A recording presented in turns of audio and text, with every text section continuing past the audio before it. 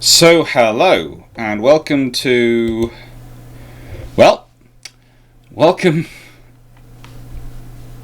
and I say this with all good grace, to battle cruisers in the modern Navy, well, World War II Navy, which was something I streamed roughly 3 years ago and has had roughly 7,400 views since.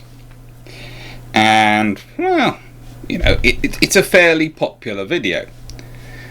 I was going through my list of videos which were sort of popular. Some I went with the lives, and some I looked through the lives and the recorded videos, and I decided, should I stick it to keep to the lives, or should I keep to the recorded videos, or should I do a mixture of both? And I decided to do a mixture of both, which is fun because this is 2 hours and 10 minutes long, and I'm going to be adding to it as we go through with stuff I've learnt, with books I've managed to acquire, all sorts of things. So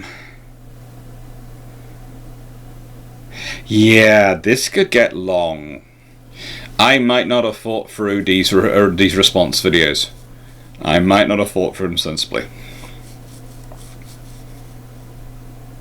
I potentially have created a rod for my own back with them. But this was created a long time ago, and hopefully you'll enjoy it. Let's see if this works. I'm still not sure if it works. Let's see if this all works. Wow, the graphics are slow. Was this the old camera over Wi-Fi? I think this is the old camera over Wi-Fi.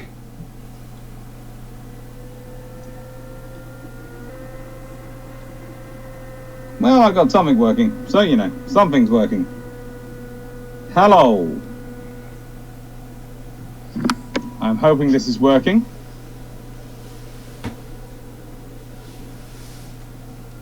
I think this is when I was still using Streamlabs.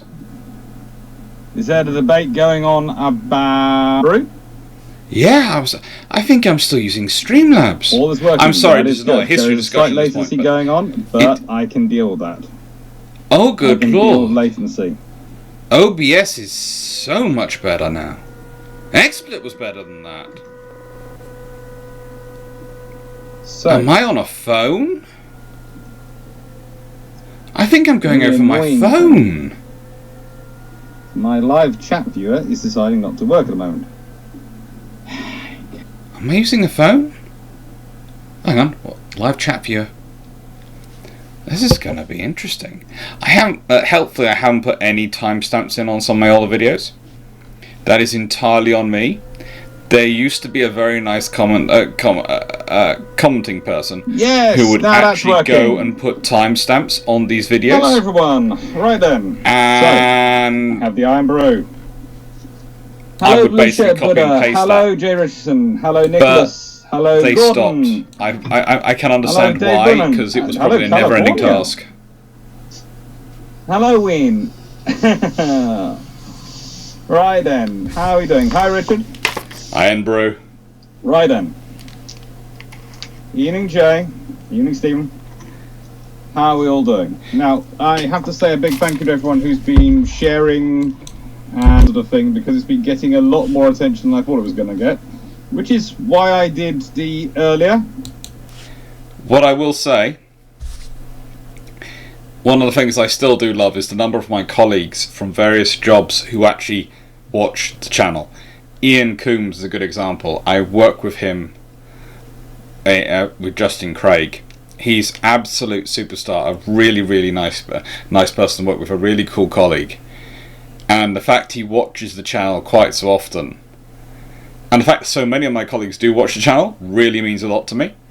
Because they're in academia and some of the areas I work, YouTube is looked down on.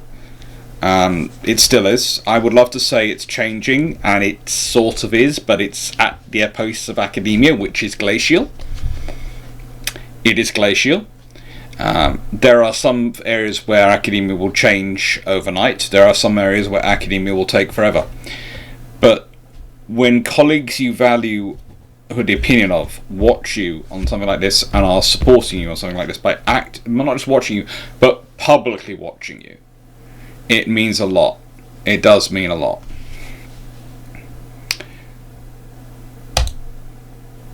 Hello, Stephen.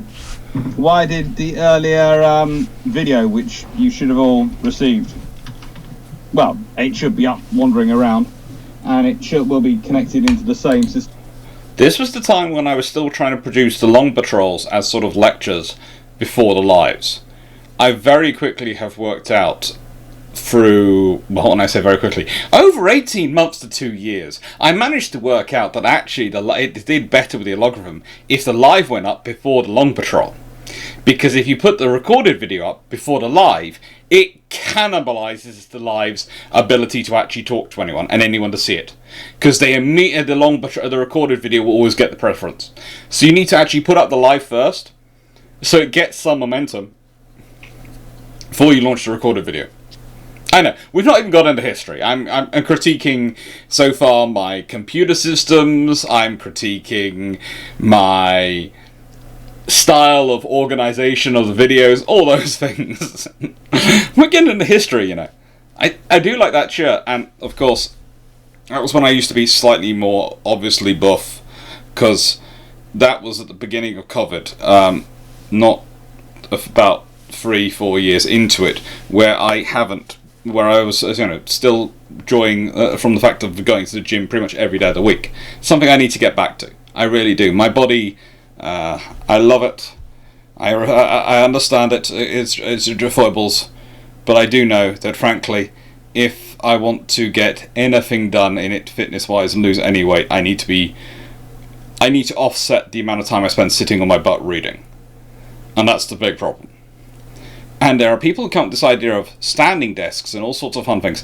That's lovely until you've got 90 to 100-year-old documents and books to read, and they're very fragile, and you want to be very careful, and you want to be as still as possible.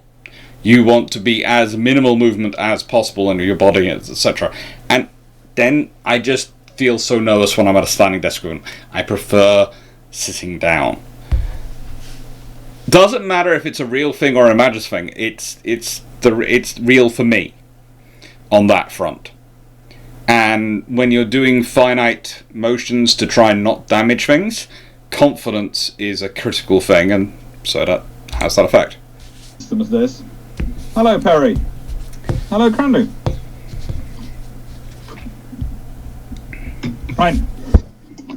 So today's topic is, of course, battle cruisers and what were they for. Well, I'm going to start. I hope my voice isn't that jarring. John Collins, does the research assistant enjoy his work? The research assistant always enjoys his walk. He's not joining us today. He's downstairs enjoying the garden. Hi, Ian. Hi, Jeff. Appropriately enough, today he is joining us. We're going to be starting off with the Naval War Manual from 1925. Always a fun thing to start off with, but it's quite a critical manual. We do like the Naval War Manual. Jack Ray, your research assistant is big. Yes, he is. Not sure where the other one is currently. Full-size standard poodle. Raphael. Probably with his mum. Right. So, as you can see, I'm wearing really the wrong shirt to be discussing battle cruisers. I'm wearing HMS Belfast. But, you know. William Burton, Alex Hunt. I suppose Iron Brew is a little bit like root beer, although I think the root beer I have tasted is a little bit like dandelion and burdock. I have tasted Iron Brew on many occasions. I don't think I've ever compared it to root beer. It is a can of Welsh. So let's start off with the first distinction. You'll notice when I write battle cruiser, I write it as 2 words. Hi John, nice for you to join us. The reason I write battle cruiser as 2 words is because honestly, battle cruisers are a spectrum. Okay? There are battleships on one end of the spectrum. That's the battle end. And there are cruisers, like HMS Belfast, on the other end of the spectrum, which do the pure cruiser job. This is what these days I call the expanded spectrum. I tend to focus in on the battleship, the capital ship spectrum, when I'm making it, because whenever I expand it to include cruisers, that gets people even more going, but, and you just sit there and go, okay, right, so I need to.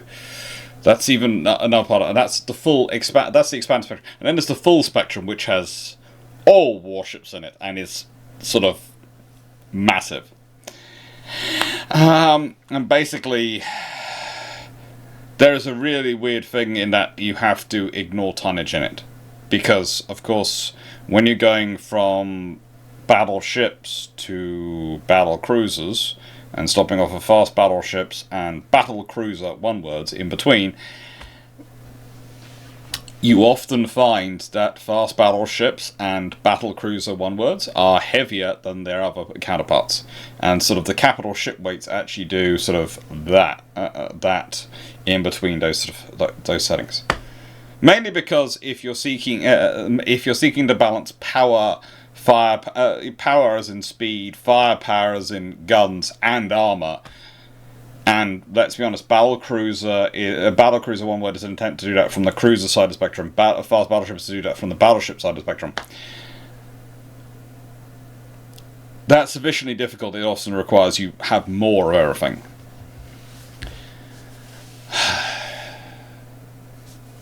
Life is just difficult sometimes.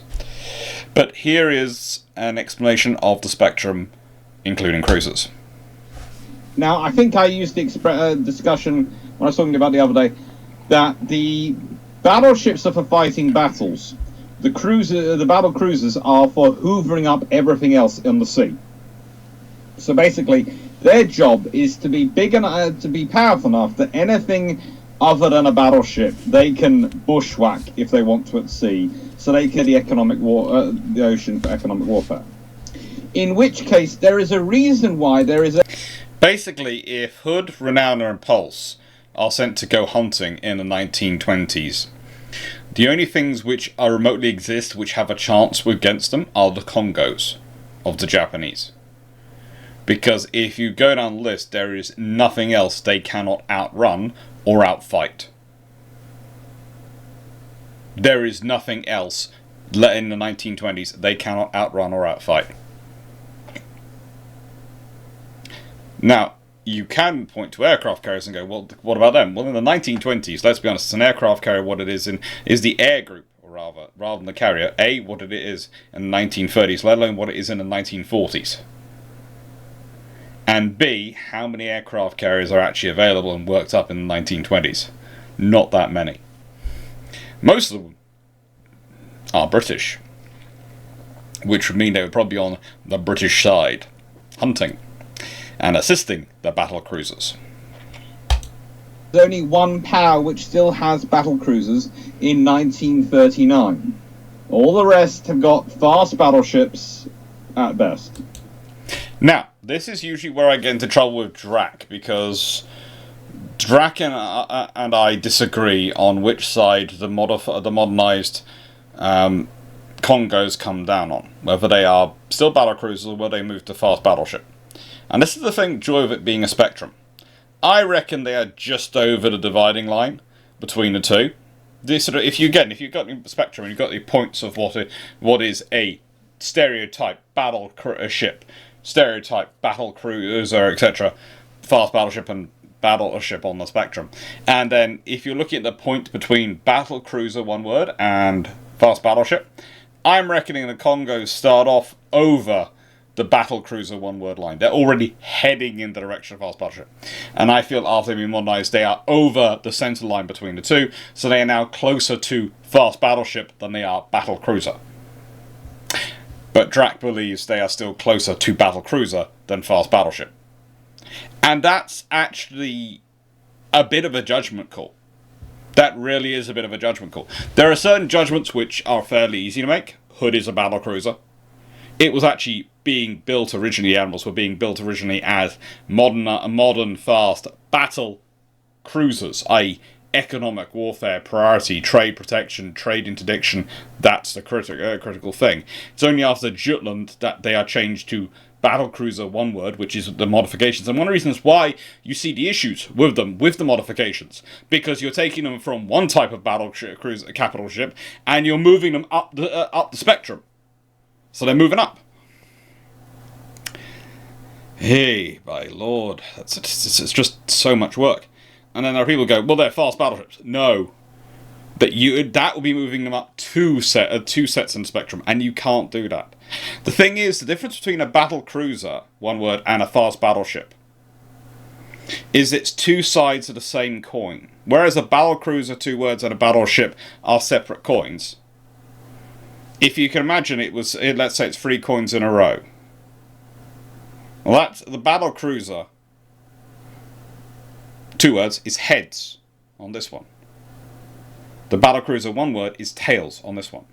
The fast battleship is heads on this one, on the one in the center. And then the battleship is tails on the third one. And that's the real point you're dealing with. The narrowest area and the weirdest area is that dividing line between battlecruiser and fast battleship, and where things draw. And I would say, in my experience and looking at capital ships, I don't think they can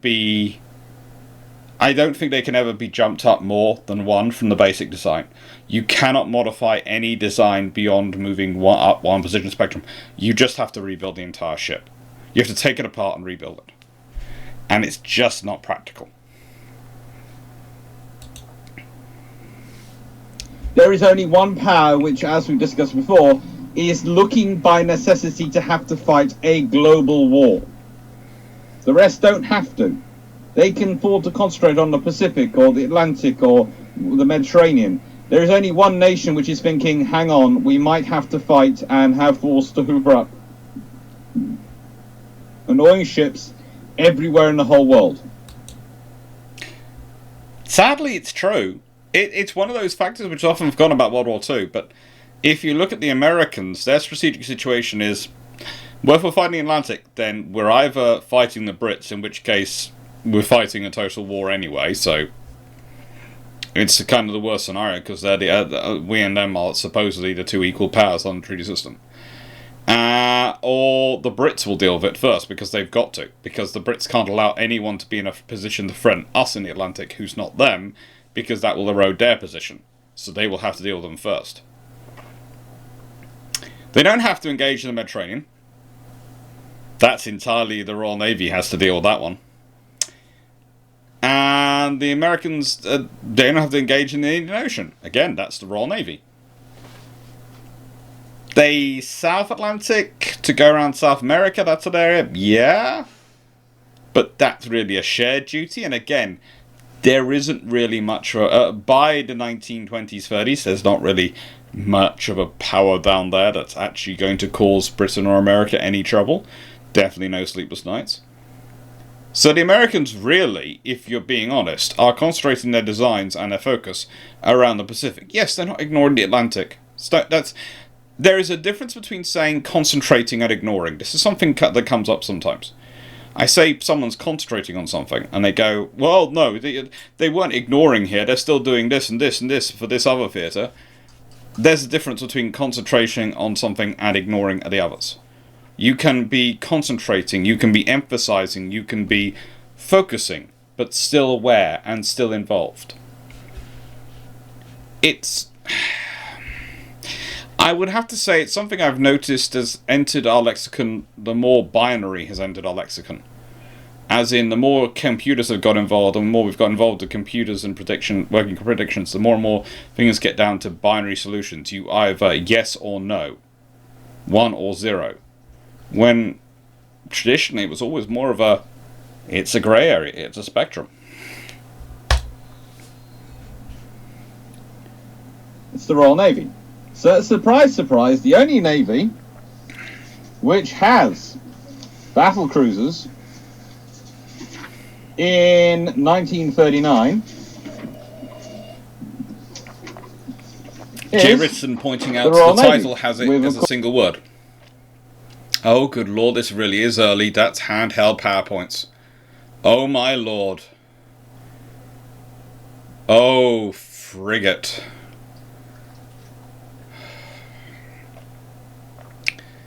Handheld PowerPoints. Jay Richardson in the chat on here is, on live chat, was pointing out that,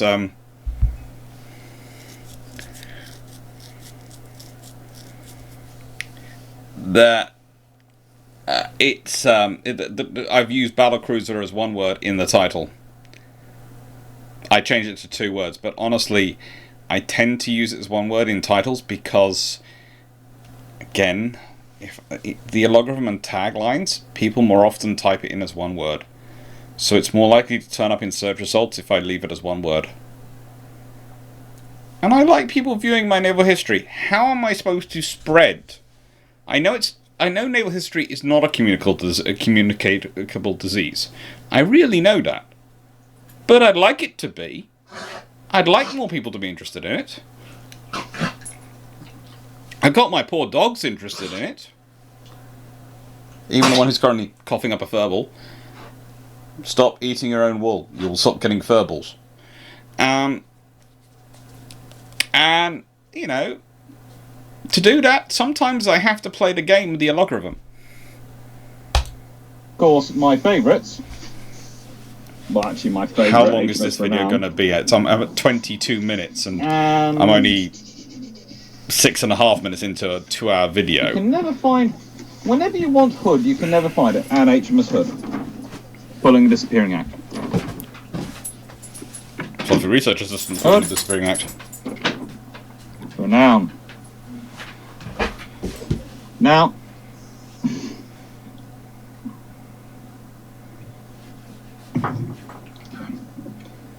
Jay Richardson has pointed out the title has it as a single word. Yes, I know, because I have had this argument with YouTube many, many times, and they kept changing it. I'm going to win the argument, though. I am going to win the argument with YouTube. I'm going to win it. No, I'm not. I don't. But when I use it as a rule, and when I use it... But I'm not. Everywhere else where I'm writing it, and I don't have to argue with YouTube, it's all 2 words. Where do large light cruisers lie in the spectrum? Well, the Royal Navy would call them counter-surface raiders, but everyone else would call them surface raiders. As in the Furious and Courageous pre-Reconstruction, that's just nutty. They're definitely at the cruiser end of the battle cruiser spectrum. Definitely at the cruiser end of the battle cruiser spectrum. Lexingtons were battle cruisers more like, yeah. It's gonna sound strange, but those large light cruisers are, aka Fisher's Follies. They are,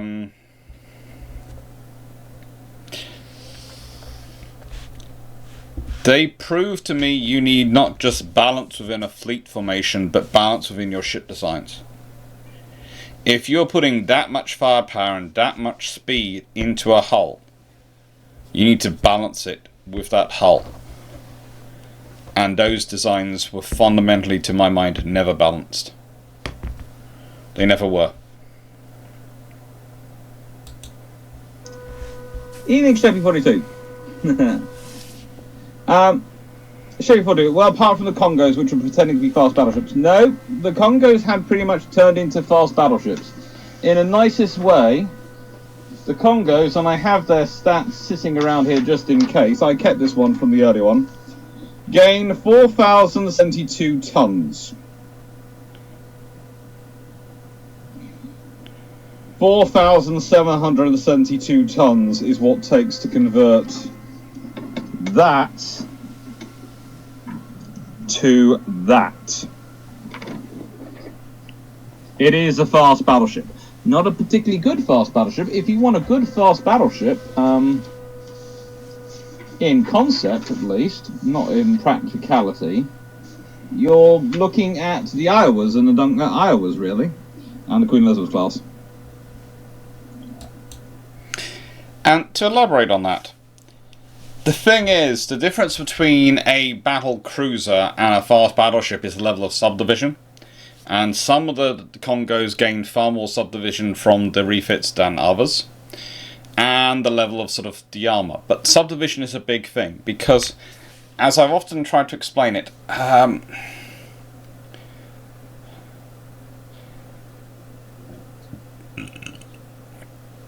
battleship is a honeycomb subdivision. It's lots and lots of little spaces, trying to keep everything as small as they can. Yes, you're going to have some big spaces. You always have to have some big spaces in ships. Turbine rooms, boiler rooms, those are going to be big spaces. Magazines are going to be big spaces. But you're trying to keep everything as small as you can overall. Well, when you're on a battle cruiser versus a battleship, you'll notice that the spaces are bigger. It's less of a honeycomb structure and more of a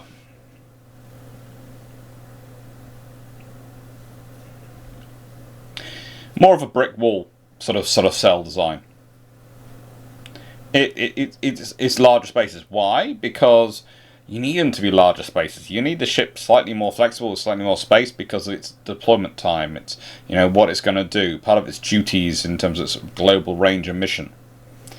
In terms of especially long range surface counter surface raining and surface raining. It needs the space for stuff. It needs the space to be able to change spaces around. And as we all know, if you have a larger bedroom versus a smaller bedroom, it's easier to change around. If you have a tiny room, usually you quickly have you organize it in one way, and that's it. If you have a big room, you can play around with these things, and you do. It's the same with your house, I can guarantee, wherever you live.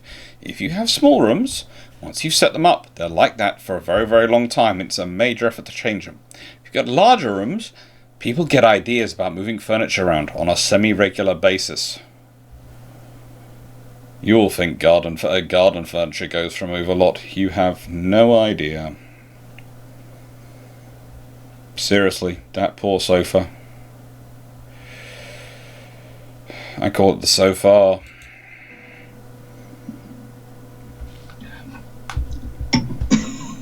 Carl, I'm avoiding that question. Greg, hello.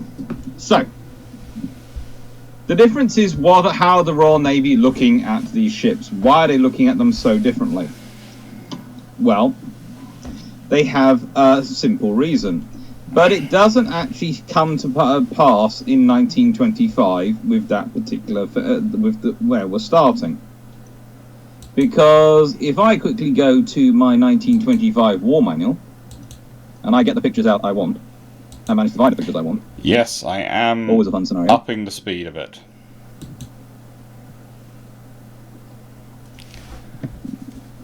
Mainly because I think, well, otherwise we'll never get through it. Don't mind. It will be perfectly alright very shortly. So, battleships and battle cruisers. And I'm going to add another picture, just quickly, but it does mean I'm going to disappear. Yay. I don't have to look at a younger version of me.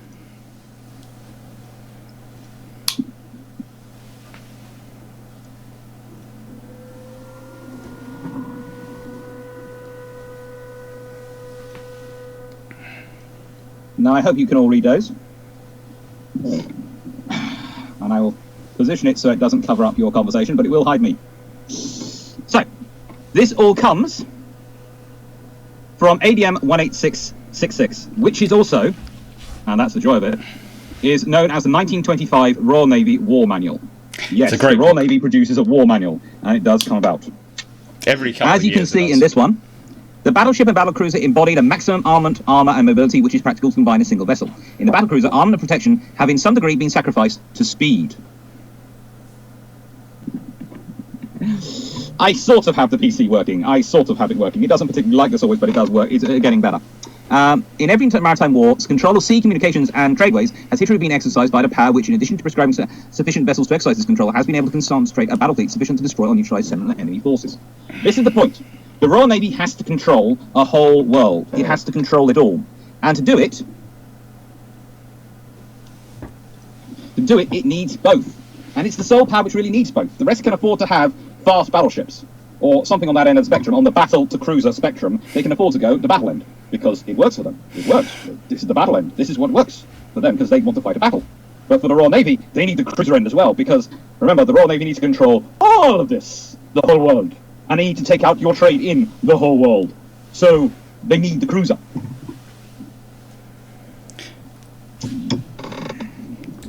This is the trouble with being a maritime power and a maritime base power. You can't afford to just be one thing or the other, you have to be everything. You can't afford to be a Mahanian fleet or a Corbettian fleet, you have to be both. And I'm not talking about Mahan as Mahan really stated, or Corbett as Corbett really stated. I'm talking about in terms of the reputation. One is a cruiser navy that use itself a lot. One is a battleship navy. Well, you need both. You need both the battle fleet and the cruisers, and you need, if you're the Royal Navy, you need the big thing as well, to make up for the fact that you don't have enough cruisers, but also to give you the thing that can give you the edge for your cruisers. So that when they're out hunting, and something comes along hunting them, very quickly, that hunter becomes prey to something you're sending to hunt them. That's the point of the battle cruiser. Especially in the trade interdiction role. It's things like the counties, the towns, which will actually go and interdict the trade. The battle cruisers will sit in the area, and anything comes to try and attack the counties and the towns will find itself hoovered up very quickly. That's the plan. It won't always work out like that, but that's the plan. And it's always nice to have a plan. Okay. Battlecruiser does give better search results, Jeff. I see. Raphael, see and here you finally have your PC working. Sort of. I do agree the phone is a far better camera image, which is why I use it for recording movies. But if I do this way, I can put up pictures and all sorts of things for you to see, like I just did. So I have to accept lesser camera quality in return for being able to give you a better image to look at. Now I have OBS. So, you know, basically, this is the point when you talk about cruisers. The Royal Navy has to control all of that world. That's on the squadron. These nukes. The Deutschlands were battleships. The Germans tried to use everything as a commerce radar. That is, the Deutschlands were not battleships. They were heavy cruisers. They were actually called heavy cruisers. Hence, they were called Panzerschiff. A battleship is called a Schlachterschiff. And a battleship is basically Scharnhorst and Gneisenau and anything more. If you're the Royal Navy, you call them battle cruisers, though, because for the Royal Navy at this point, the difference between a battleship and a battle cruiser is whether a battle cruiser is a large ship which is orientated on trade war, on the economic commerce warfare. A battleship is orientated on fighting the battles, fighting fleet actions. So one is lots of heavy armor, and one is lots of fuel and lots of range and speed. Okay. Alexander, why does Japan using the Congos as carriers make them BBs? The KM employing Charnos as convoy raiders make them BBs, but GM using Hood and R for the surface action makes them BCs. Well, now, here's the thing. The RN are building them as BCs. That's what they orient them towards, and their reconstructions are all towards making them better battlecruisers for the 1930s. However, in World War II, the Royal Navy occasionally runs short of battleships and occasionally finds in situations, like when you're dealing with the Denmark Strait, where you're going with what you have available. And what you have available is a battleship which hasn't yet worked out properly, and a battle cruiser, which hasn't gone through reconstruction, which was scheduled for 1939. And so... Hang on. Don't take it from me, but I'm just going to see.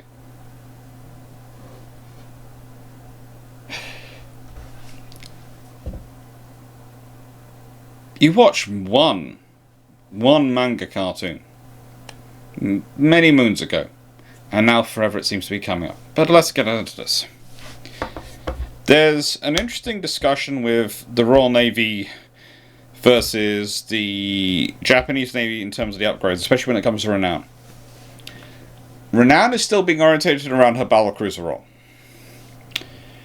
Once you start, and she's not looking at it, she's formed into carrier groups, but that's with the carrier groups, Force H, etc., to hunt down surface raiders. It's all about offensive attack, firepower, and suppression of enemy wider force on a strategic level. The Congos are being adapted to defend carrier groups, to defend and make sure the carrier groups can withdraw, which means they're being oriented around a defensive role. Let's be honest, defensive duties are far more a battleship than like a battlecruiser. And that's why there are changes in them that are made, I feel, take them over to becoming a fast battleship rather than continuing to be a battlecruiser. So that happens. And that's not good. The Hood was definitely... you could argue Hood was towards the battle end, P-42. No, it's definitely towards the cruiser end.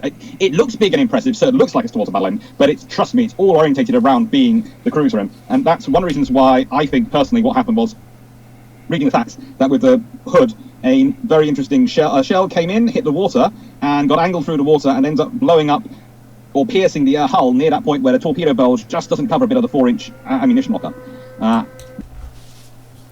Clarke has since persuaded me with the fact that it must have hit the trough area. I had never considered that before discussing that with him. I know about the troughs, I agree. The troughs are a normal fact of life. But the sheer enormity, the sheer random circumstances that will lead to a shell plunging in at the right place and time to hit that trough and go in that and hit the belt through that trough. Especially at the point I've just talked about. The odds are just never in your favour for that to happen. You know, there's lots of things I tend to respond, I can never repeat that if you pay me £1 million. Well, in that scenario, no one could repeat that if you paid them £1 billion. They just couldn't. But, you know, the ammunition magazine, but it's fun time. Sort of like Force H coming up from the Med to reinforce Hunt for Bismarck. Yes. Pretty much, but that doesn't mean you're using your battle cruiser as a battleship. That means you're using it for trade protection to hunt down the ships which are coming in. Yes, the fact the ship you're hunting down is a battleship is a problem, but if you have your carrier group and they get caught unaware at night without anything, they are screwed. Whereas a battle cruiser carrier force is quite an effective formation. And that's what I'm going to get into. Because they're all moving fast, the battle cruiser is firing back at you, you've got aircraft coming in from the carrier. Things are interesting. Plus, the battlecruiser usually carries a senior enough officer that if the carrier wasn't having aircraft up there, someone would be asking questions. And that's the real joy of it. You have a senior enough officer who can start asking questions of, why is there no patrol being flown? Why do we not have aircraft over our heads? I feel naked. I don't have aircraft over my head. Where's my aircraft hat? My head is naked. There's no aircraft up there. Where are the aircraft? The endless stream of jokes about why are there no aircraft up there going from one captain to the other captain would eventually drive the aircraft carrier captain to launch all his aircraft. I'm talking, of course, in the 1920s and 30s in World War II, in that scenario. And it's you know, I could see it happening. We could all see it happening. You know, you could just imagine the signal flashing across. Do you have no aircraft? Does that embarrass you? Is that why you have no aircraft in the air? Various things like that. Hood was definitely towards the battle end.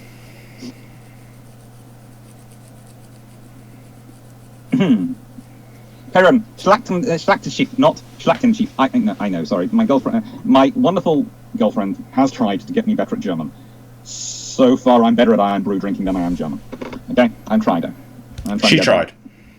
Jeff Beeler, Kirk was one possible London Treaty battleship design and could fight an upgraded Italian dreadnought.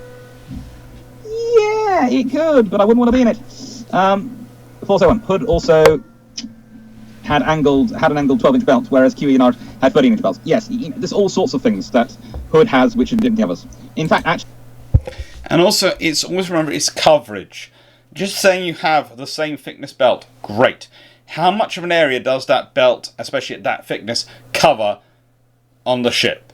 Battleship, it'll cover a lot more area than on a battle cruiser.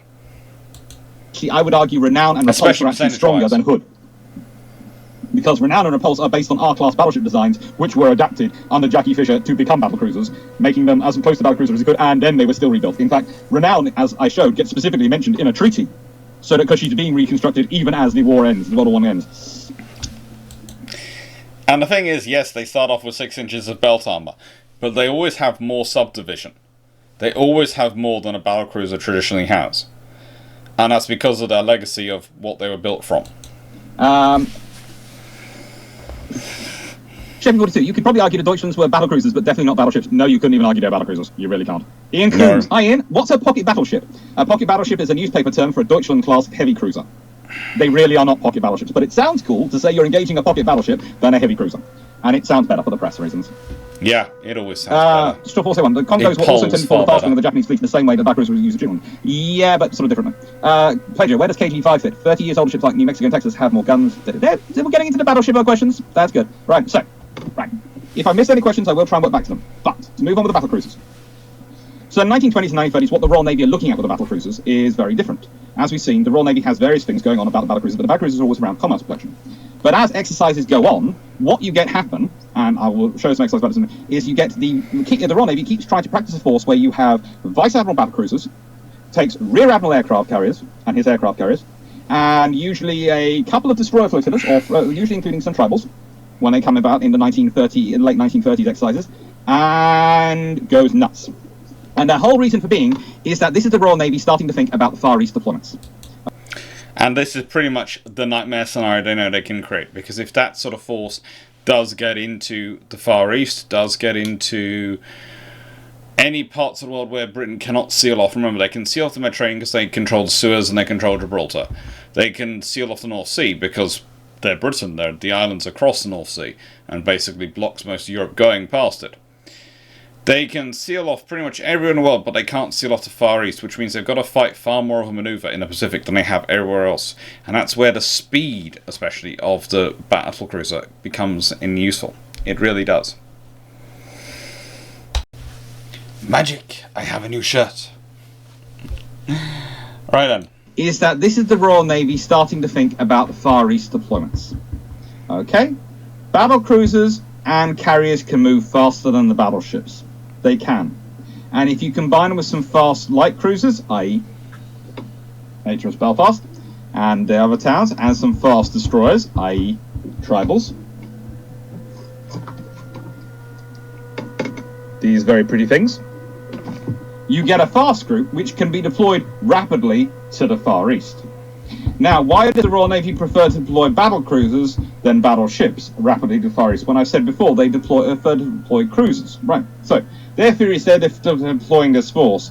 They're deploying it to try and head off escalation. And the trouble is, you can deploy battleships only so quickly. But if you can get your battle cruisers out there, then they can reinforce the cruisers on their commerce raiding if necessary, especially the backup of carriers, and then you've got a hunter-killer group going out there trying to hoover up Japanese commerce, which if it's got through the Singapore Straits in time, is going to stop the Japanese being able to swing in and block the Singapore Straits before the battle fleet gets through, and then that group can meet up with the battle fleet, and then you've got a nice full fleet action ready for the Japanese, which will track them down one night. And your ideal scenario is to get the battle fleet everything there, and then fight the fleet action within range of Singapore, because the Japanese have come down to try and block you. That is, of course, the British doubted the Japanese would ever do that, because the British quite quickly worked out that the Japanese were more likely to do a waiting game. Which is another reason why they want to do the commerce warfare stuff, because they wanted to force the Japanese to come out. And you get this whole point by Admiral Richmond that, you know, the plan is rather circular. You're doing a blockade so you can force the Japanese to come out to fight a battle, so you can implement a blockade. Well, the various levels of blockade, as the British realised, if they could get a close enough submarine base, they could put a lot of submarines around Japan, and they could blockade it quite well with just submarines. And the only way to really interdict it would to be either send out a load of destroyers, or to try and attack the base. And that was basically the British plan: force the Japanese to come attack the base and then beat them up. It's not a particularly subtle plan, but it doesn't need to be subtle. It's a case of you will either surrender or you will have to do this. You're in a dilemma. Your situation is people are starving, people are dying, your own internal infrastructure. That's the other thing. The Britain noticed very quickly, and this is something which Richmond didn't realise to an extent, or rather didn't want to realise. Britain has a lot more internal infrastructure, i.e. railways and canals for moving stuff around, in this time period than Japan does. Britain is reliant on external movement of goods around its coastline. Japan is even more so. And by the way, if I look a bit tired now recording this, my sister, who I love dearly, dearly, dearly, managed to get 3 trains cancelled onto her yesterday. So I ended up having to pick her up and bring her back. And then this morning, instead of getting a line, I was going around houses. Hence, dressed in this. I've got more houses this afternoon. Hence, still dressed in this. I've gone through all my smart shirts which I had down here. So, yeah, smart shirt had to arrive the Royal Navy's plan for all things. Track down the person at night and bash them on the head. Yeah, pretty much. RNs. Okay. The RN are not particularly nice. They are kind of basically taking their cue from most muggers. Crandu Publications. What do you make of the 1929 battle cruisers? I prefer not to make anything of them. Honestly, I'm not that keen on them. But they're trying to be too much in the centre, and they can't go either way. 401. KGVs and Vanguard were originally referred to as battlecruisers in design documents. I'm going to get into this on the video, but again, I'm going to say this. There are all sorts of original concept papers, and when they're originally putting together, they are looking for battlecruisers, they're looking at battleships, they're looking at the options. They aren't going to start there. And if you're looking at the capital ship design in the period, you're looking at always a spectrum. I've been over this in many, many videos, so I'm not going to go into this again, but spectrum of capital ships. But also, you're going to start off by looking at battlecruisers or battleships. You're going to look at your options to work out which is best for you. And they end up with the fast battleship. I would argue the KGVs and the Lions come from the battleship side to the fast battleship. I would argue potentially Vanguard comes from the battlecruiser one-word side to the fast battleship. But that's a very involved argument and discussion to do with spatial and framing.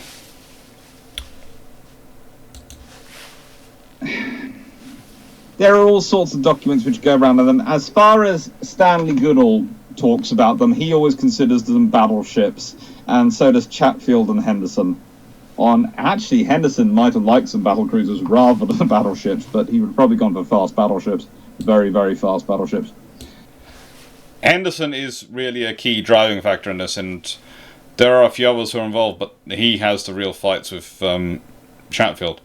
And one of the things is, as I've talked about before, there are all sorts of agreements which have to go through about the King George I especially, which basically define down their characteristics by almost agreement between First Sea Lord and Rebelling Board. It's interesting. Jeff Beeler, for the US, battlecruisers were to provide operational recon, and they realized carriers and zeppelins could do it way better, so they converted 2 battlecruisers to carriers. Not really. For the US, the battlecruiser was designed as this sort of fast recon, and you don't really need a battlecruiser to do recon. Actually, your light cruisers and your carriers will do it far better than your battlecruisers, which will inevitably get drawn into a fight and are so big they will get seen. And also, then once you have them, and especially once you have a treaty limiting your numbers of them, if your plan is to fight a big battle, then a battlecruiser is not what you want. As I said, for the Japanese Navy, for the US Navy, battlecruisers are not that useful tools, because they are talking about fighting a major battle. They're talking about the big battle. Whereas for the Royal Navy, which is thinking about fighting a global war, for them a battlecruiser actually makes a sensible addition. A battlecruiser, and remember, especially once you have the treaties come in, it's an either or. You can either have a battlecruiser or a battleship. You can't have battlecruiser. That's the big thing. It's the treaty. It's the either or. That's what does for the Lexington class, not any other fancy things. I think the Americans would have still actually ended up with them if it hadn't been for the treaties. Before we go much further, I might as well explain that noise was, if you heard it, was my sister helping my mum put her shoes on. And in my mum's words, she thinks my sister thinks she's got a quadruple jointed ankle. It's always lovely when you're wearing noise-cancelling headphones and yet you still hear this noise come through and you go, oh my lord. Anyway, where were we? Cruisers as well as your battleships. Well, I suppose the Royal Navy do, but you have a limited tonnage, and you can either use it for battleships or for battleships and battlecruisers. And you have to make a decision which way you're going to go. And the Royal Navy goes, we're going to keep 3 battlecruisers. We're going to keep 3 battlecruisers. If they wanted more, Nelson and Rodney could have been very different. different, but they didn't. They wanted some strong battleships because they knew they needed them for fighting actual battles, but they also knew they needed the battlecruisers, and they do start practicing what these ships are for. So start to think of battlecruisers, especially as we go into the 1930s, start to think of them as the fast flying wing of the Royal Navy, the Rapid Global Response Force, combined with aircraft carriers, combined with fast destroyers from the Mediterranean Fleet and fast cruisers from the Mediterranean Fleet, surging out to the Far East to support the Far East. And that's why you have a Vice Admiral battlecruisers, a Rear Admiral aircraft carriers, why they sort of work together. And usually they would turn up with another Rear Admiral, probably maybe the Rear Admiral destroyers, but probably a cruiser squadron Rear Admiral, and that would form, along with the Admiral already out in the Far East, the core nucleus of the China Station Far East Fleet, especially once you combine with the cruisers from the Australian Division, the New Zealand Division, and all the other services that are out there. So the Australian Navy actually is by that point. And it was thought that such a force might actually get out there weeks before the rest of the force came through, because again, you want to send a concentrated battle force. You will send your battle cruisers and your carriers quickly. You want to send your battleships concentrated. So you might well wait for the Mediterranean battleships to go, for the home fleet battleships, or at least the quick release home fleet battleships, to arrive in Suez, which could be a week or so, 2 weeks, 3 weeks. It's going to depend on where they're coming from, how quickly they're coming from. If they're already in Gibraltar, that's going to be a lot quicker than if they're coming from, from Scapa Flow.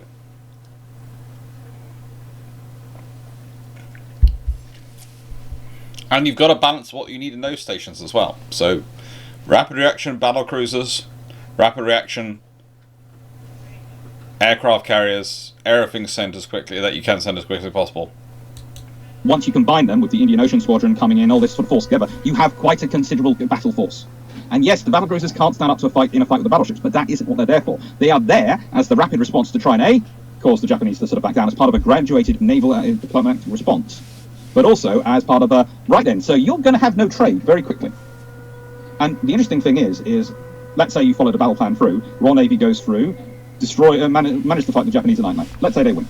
And they're now doing the whole plan of basically surrounding Japan, blockading it until it surrenders. That was basically the broad strokes British plan. You would leave some carriers out there, you'd leave the battlecruisers out there. You bring the battle fleet home to watch the Italians and the Germans and go, you just beat the Japanese, who are a hell of a lot bigger and better than you guys are. Do you really want to take us on? That is the sort of the idea going through. And battlecruisers are important for that.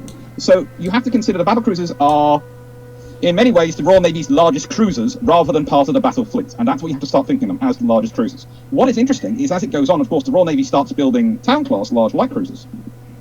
Is if they had gone through and built more heavy cruisers, especially once they got through the treaty limitations, I doubt they'd have built more battle cruisers, because they'd have had the larger cruiser role would have been fulfilled by a heavier cruiser, and the numbers of the cruiser role would have been filled by the light cruisers. But it's at the time, this is what the battle cruisers are. They are the large flying wing of the Royal Navy. The large, flying as in flying around the world force.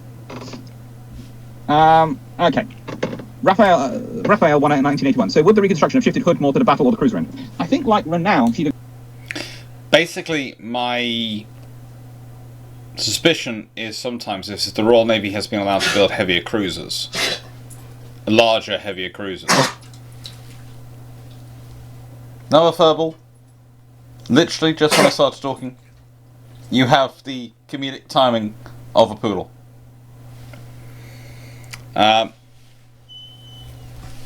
You are cute, though.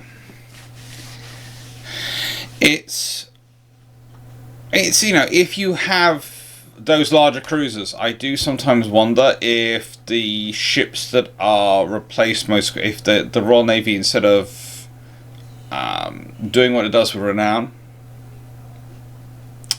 possibly puts that money and effort into something else. But you don't have the larger cruisers. So you focus in on Renown, then you sort of start working your way up in terms of modernizing. Why is it they always...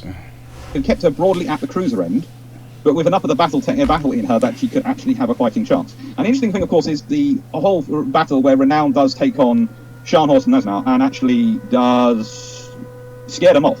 Now, as I make a joke about Glowworm, I make a joke about it being pissed off Mama Bear and all these things, but my advice is that, in nicest way, that shouldn't have worked. But it was in terrible weather, and while their systems weren't working to try and get them an accurate range, so that's why they were really sort of withdrawing, so they couldn't seem to get hits on that. They've got the orders from Hitler, they've got the problems with their systems, they've got all sorts of issues going on. There are people who tend to sort of do various comments about, well, he should have ordered the fire at this maximum range, at this range, at this range, at this range. And they could have been started firing. They couldn't. They had issues going on. Those ships. The thing about Scharnhorst and Gneisenau you have to remember is they are still pretty much new ships. And the trouble is with the Germans is they commission their ships before they've gone through all their testing. And even after they've gone through all their testing, some of the stuff hasn't been tested properly. They have this very interesting habit when it comes to certain things, in that they don't necessarily want to admit that something doesn't work, so they don't test to see if it doesn't work. And we have been joined by Fluff coming to say hello. You want to do a bit of the review now? Okay, we will do. Huh? Her systems were getting hits. She was getting target hits.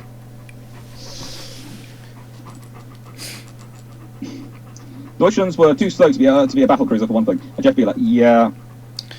Generation, stronger post refit and box of doom, or pre refit no box of doom. Post refit they would have been stronger. Okay.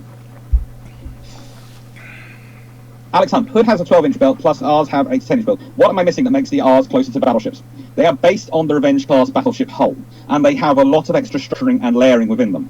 So their subdivision and everything is far heavier and far denser than the Hoods. It's still not as dense as the battleships, but it means actually structurally they can take far more work, and that's one of the interesting things. Renown goes through 2 major reconstructions in her life. I have them written down here. And what happens to them? That's Hood. Yeah. Renown has a full reconstruction from June 1922 to September 1926. No, July 1926. And September 1936 to August 1939. Renown has a full reconstruction. They are massive. She's massively rebuilt. So, you know, these are the things. These ships have had a full reconstruction. They can, in many ways, have it done easier. One of the reasons why Renown seems to be taken into reconstruction earlier than Hood, despite being the older ship and having been reconstruction before, is actually they think her hull and her structure is more capable of taking reconstruction. So if they have to make errors while doing it, they prefer to make it done on a Renown and then put their practice of their best practice into the Hood. Richard Hughes, do a collaboration with MHV. I'm not sure who MHV is. Next one, USNBB's standard speed, standard turner is battlecruiser can't maneuver as well in a battle line. Yeah, not really, no. Battlecruiser is designed not for a battle line. A battlecruiser is designed to be out on it, probably engaging large surface raiders or cruisers. Hello, Jim. Thank you for that, and thank you for all the super chats and all the things, and thank you for watching the advertisements. All that money goes towards research, although I'm still not quite sure how much you get paid for the advertisements. Me and YouTube are still sort of working that one out. Still don't have a clue on what the going rate on that is, but because sometimes it really does make sense. Like, sort of sometimes you seem to earn far more for advertisements than other times. Okay.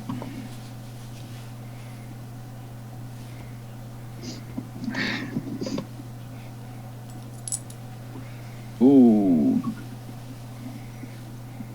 Ian Carr, Renown was ordered not to intercept Bismarck. Yes, she was ordered to not intercept Bismarck, like the tribal-class destroyers were ordered to not track down Bismarck. If Renown had managed to get close enough, she could justify it. Trust me, Renown would have tried to intercept Bismarck. I think Bismarck probably would have. She's ordered not to because largely she's being kept in reserve, like a couple of other ships, which are there if... Well, what happens if Rodney and King George V fail to sink Bismarck? What happens if the shocking... fate actually happens? What happens if it turns out Bismarck really is a super battleship and we've completely misjudged it in our intelligence because it did sink Hood? Then we've got more ships ready to come and sink it. But the thing is, it's also, you don't need it there. You don't need it. You've got Rodney, you've got King George V. At what point do you need also Renown to do that? At what point do you need Renown? Sorry. This one firmly believes there should have been a 4 Renown class battle cruisers. He thinks Resistance and he thinks Raleigh. I can't think why he believes there should be a 4 from Renown class called Raleigh, but he does. You've got to really stop eating your because Renown was a tough old girl. In many ways, she's just as deserving as the fighting ship status as Warspite is, and Renown does some really spectacular feats in her career. She's a very special ship. Side of Jersey And, myself now because I have Iron Brew in that video and I don't hear. Of flagship when he was put in the carrier in charge of the carrier group would prefer to have Renown sent out to him or sent to him to him. But you know, I know it's mentioned at some point. Matt Warren, Renown and Repulse are in a totally different class to Hood, and not in a good way. Renown is mentioned in the treaty because she's getting a new 9-inch belt. Repulse has already been upgraded. Yes and no. Yes, they're getting a new belt, but also Renown's reconstruction takes a quite. And as I said, Hood is the status symbol. But it's interesting when I'm looking at it. I'm reading things like this thing, you know, and other reports and reports in the archives. And it's interesting, I'm drawing my impression of these cruisers and their construction quality from the constructors. And the constructors seem to be far more impressed with Renown and Repulse than they are with Hood. They are. Especially as time goes on. And, you know, that's where I'm from. Constructors are an interesting breed, but These there's things, a group which Strike they Class are Destroyer more had the least obsessed. successful career? Technically, you've got to say HMS Gurkha because she gets sunk first. But she does get sunk charging an air attack, so she gains points for style. And she stops any of the convoy being attacked by the aircraft, so... But technically, she is the first to get sunk. Scene 1. Concept reach out ahead of the line or rushing to interception. Keep BCs out of the line. Hood should have been paired with KGV and Prince of Wales with Romney. Possibly. Although myself, I'd have preferred King George V and Prince of Wales together to tackle Bismarck, and Rodney and Hood also there. Because if you could have had all four in the same spot, that would have been really good. Then Bismarck would have been really unhappy. Or just flotilla destroyers along as well would have made a life.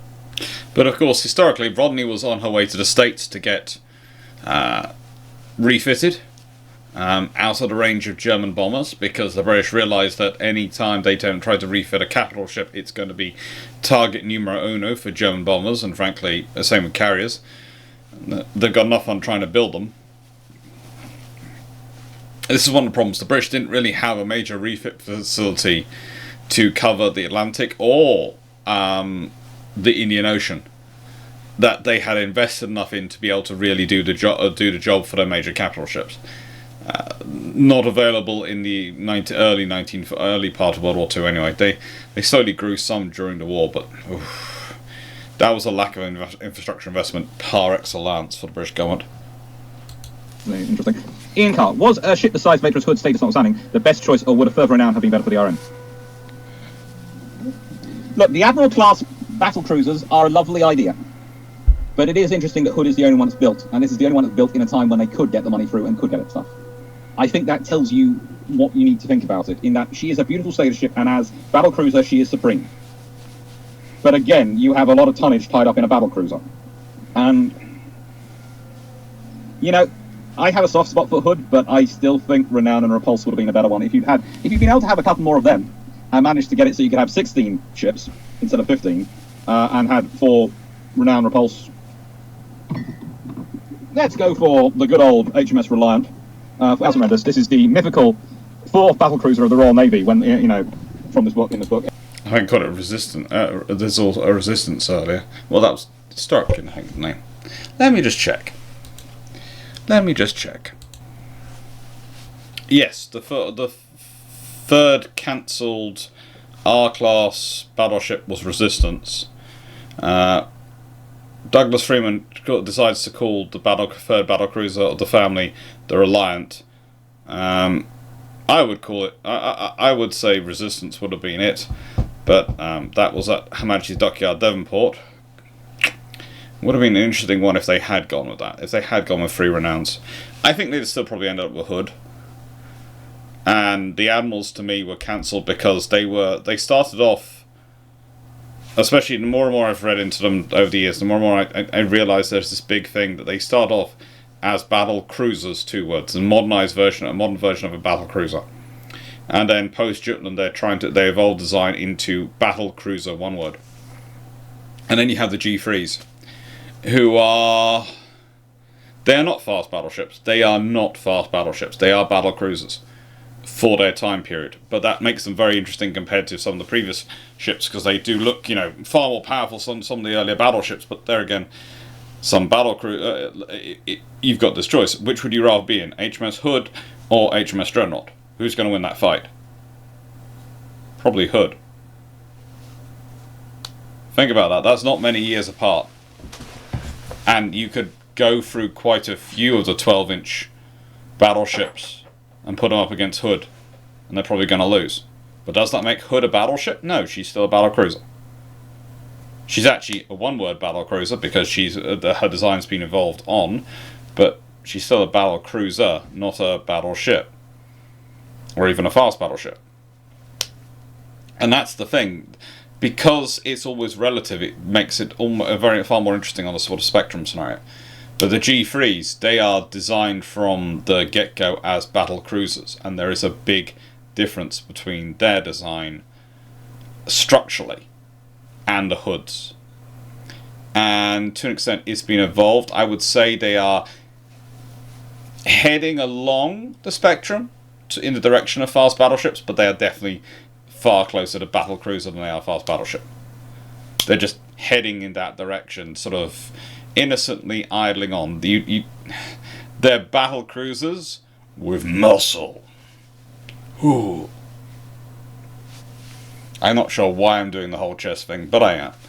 With muscle. Sometimes I do worry about my brain. HMS Reliant. And, you'd have Renown, Repulse, Reliant. Let's call it Renegade. Yeah, that'd been quite nice, but you didn't. So you had to go with what you have. Hi, Stefano.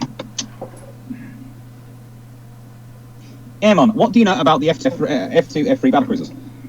Well, that's the interesting thing. The Royal Navy has a design strategy which is going on, which is looking at battlecruisers which are basically becoming fast battleships. And then they have a global war strategy which is moving them more and more towards commerce raiding and economic warfare. One of the interesting things is I look at those designs and then I look at what the Special Service Squadron does in 1923, 1924. And if the Royal Navy is looking at battlecruisers as fast battleships, they should be using them as fast battleships in terms of their diplomacy. In which case, they should be going to visit heavy on the American ports, heavy on the Japanese ports, heavy on the European ports. But these ships don't. They go through the South Atlantic. They go through the Indian Ocean. They go through the Southern and Central Pacific. Yes, they visit San Francisco, and they go through the Panama Canal, but they spend more time in Canada than they do in America, visiting both Vancouver and Halifax. So, the Royal Navy's battle cruisers are about economic warfare. I'm sorry, they are. And when they get used outside of economic warfare, that's when they get into trouble. The Battle of the Falklands is what gives people the wrong impression. Because people look at the Battle of the Falklands and they hear a battle, and they think it's, it shows how these battle cruisers are capable of battle.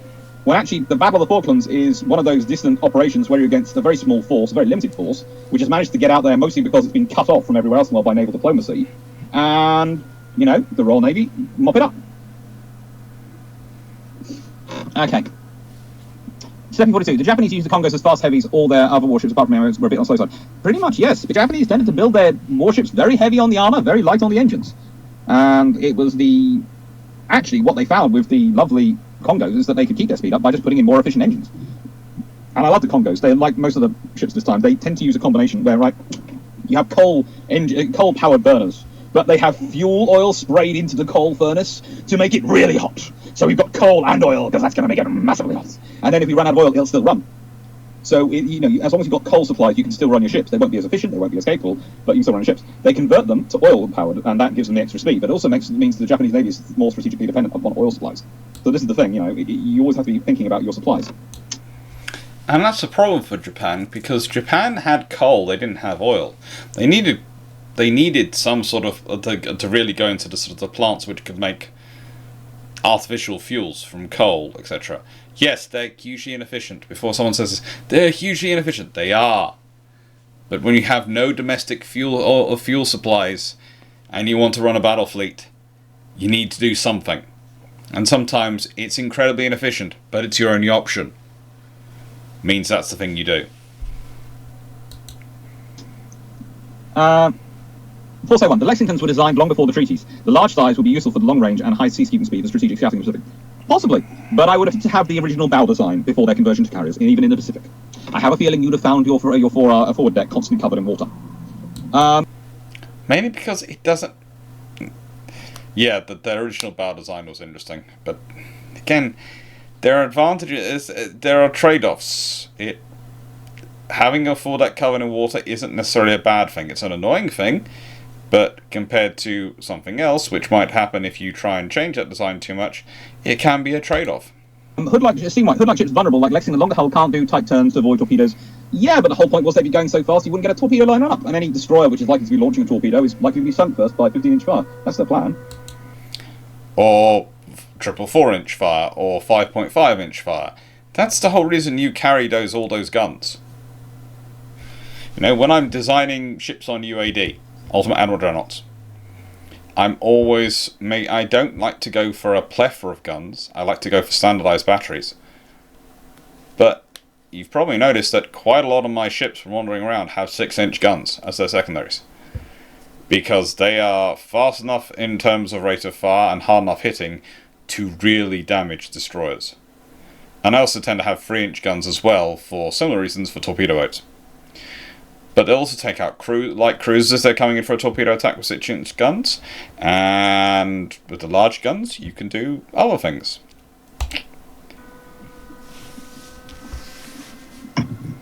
Ground applications. How much did the RN learn from the experiences of Lion and Indefatigable, Queen Mary and Invincible? Did they learn to interrupt the powder train? They did.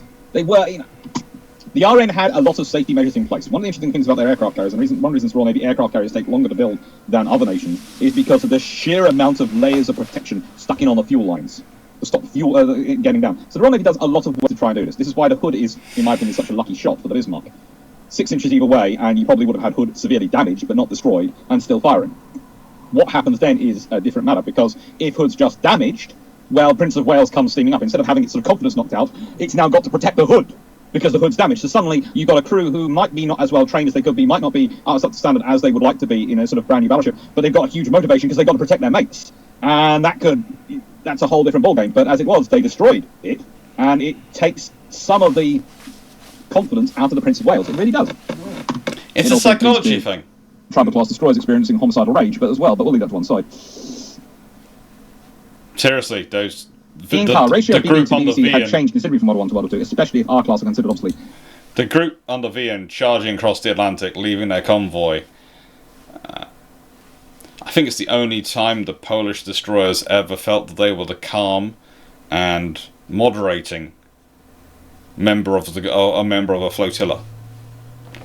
There are some really interesting letters and things around at that time, and yeah, the Poles, the same people who had gone in the battle to flash to Bismarck, "I'm Polish," in the middle of the night, while the tribals around it are trying to do torpedo attacks. All those things, yeah, they felt that they, after the news of Hood came through and when they're charging across, they felt they were the calming influence in the unit. Just think about that. Yes, but I don't necessarily consider the R-class obsolete. They are obsolete. But the thing is, the Royal Navy... Look. Interesting point. If the Royal Navy... And I'm using Mr. Jordan's book here, which, as I've said before, is very good, but I don't necessarily agree with everything in it, but it is very good. It is good. RN ships to be scrapped of age. Royal Sovereign, Revenge, Resolution, Royal Oak were all supposed to be scrapped between 1936, 37 and 38. So, originally it was 20 years. Yes, treaties extend that, so they don't. But if the Royal Navy had really wanted to push diplomatically for it, they could, and really wanted to, they could have probably said, we need to ditch these ships. Because the Americans wouldn't mind replacing some of their older ships more recently, and quicker. And, the thing was, the Japanese and Americans would have been quite happy on side. So, I do not treat the R-class as being completely useless, because whilst that might be the vogue, and whilst they might well have had their issues, they were still they still had the guns they did, and they still had the capabilities they did. They were still pretty tough ships.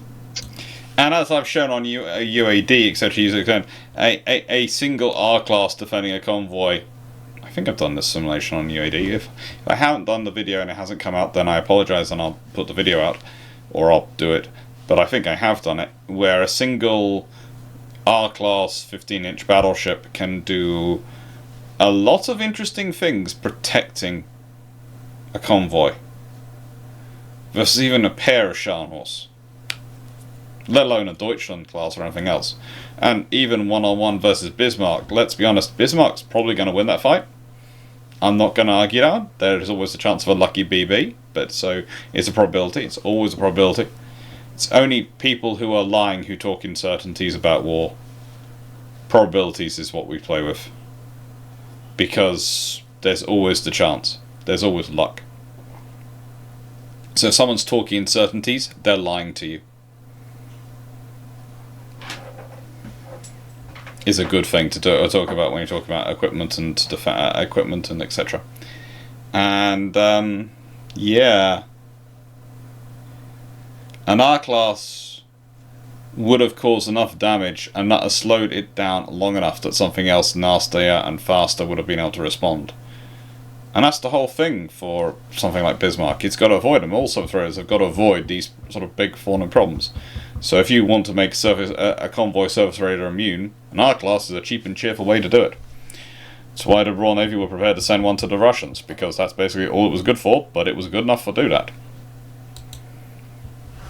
They just weren't in the full flush of youth, and they really hadn't been reconstructed enough to be so. Again, Queen Elizabeth class have proved far more practical for reconstruction than the R-class, which is why they're doing better in World War II, despite being the older ships. More space.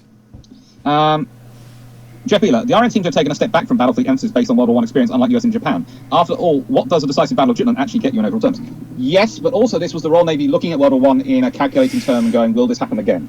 In the nicest way, it won't. And then they're looking at fighting a big battle. Okay, so you're really saying what will happen is we will go for a massive battle and manage to have the same size forces, or even just slightly superior numbers of forces, or slightly less, in the Pacific, in a battle. It's probably not going to be. It's going to be a different circumstance. It's going to be different. So how are you going to deal with this? And in those circumstances, what are your battle cruisers for? Do you want to get rid of them? Because that's the thing. You could have just got rid of them. Royal Navy could have turned around in the Treaty of Washington and gone, we're going to get rid of all our battle cruisers and maintain some of the battleships, the old battleships, but we'll have to replace them when time comes. The Royal Navy could have done that option, but it didn't. Because battle cruisers, I know people like to say it was Jellicoe and Beatty and they no. Honestly, the US Navy would probably paid political money for Britain to get rid of Hood. Britain wasn't going to do it for various reasons, but if Britain had been prepared to offer up Hood and probably Renan and Repulse on the table, they might have been able to get through 4 or even 5 new ships as replacement 16-inch ships. The British would probably have ended up building a fast battleship under those circumstances, because they still wanted a fast wing, but you could have ended up with 5 28-knot Melrods, or at least 4. At least 4. There's a third Sea Lord involved, and B, Jellicoe and Beatty. The reason Jellicoe wants the battle cruisers, despite him not being that keen on them after their performance in many battles, was for the commerce warfare, for the global economic warfare. And this is the thing: the Royal Navy was thinking about a global economic war. In which case, they would need battle cruisers because they would need to track down surface raiders, which were too big for them to engage otherwise, and they would need them to be surface raiders if they needed them. Okay. The Royal Navy's always thinking about robbing from people. Or being robbed. That's pretty much it. They're always thinking about how do you protect your trade, how do you destroy other people's trade, or preferably take other people's trade. Because it's far better to capture a merchant ship than it is to sink it. Again, battle cruisers are good for this. They can carry plenty of space for prize crews. And plenty of space for people taken off the ships as prisoners. There are lots of questions, and the questions are coming in very fast, so if I don't keep up, you know why. It's transferable. To me, battle cruisers were always ships that could overwhelmingly against other cruisers. The use of them on the main battle line was always an error. Yep, correct. Yep. Cherishan, would Hood got a box of Doom if she survived a sea refit? Yes. Probably an adapted box of Doom. There are many forms of boxes of Dooms. Grand Duke publications. Force A1. Omahas were part of the same concept of Lexicons, the South Dakotas and the Flush Deck Destroyers. 35-knot scouts and 21-knot battleships. Yeah, you know, it's good to have a 35 knots. Jim Carlos, very helpful. RN had a global job to do. Answer many questions. It is the thing. The Royal Navy are thinking, when they're looking at battle cruisers, they're thinking about the global scenario. They're thinking about my favourite map from ADM 1162827. I do enjoy this map. And I would be flashing it up on the screen, but, you know, it's up there, so it's quick to get to. They are really critical. They are really, really useful. It is a great map, and that is the point I'm always trying to make, is you have to evaluate what's being procured, what's being developed, what decisions they're making by their geostrategic situation, and no navy has the same problem. No navy has the same situation. So when you're looking at it and going, this ship is better than this ship, great. But does that ship fit the need of that navy better than that the ship they built? And if the answer is no, then it's not. It's not better. It's better by some sort of abstract measurements, yay. But it doesn't help in the context of the other navy. It's just yeah, that's better, but it doesn't fit our needs.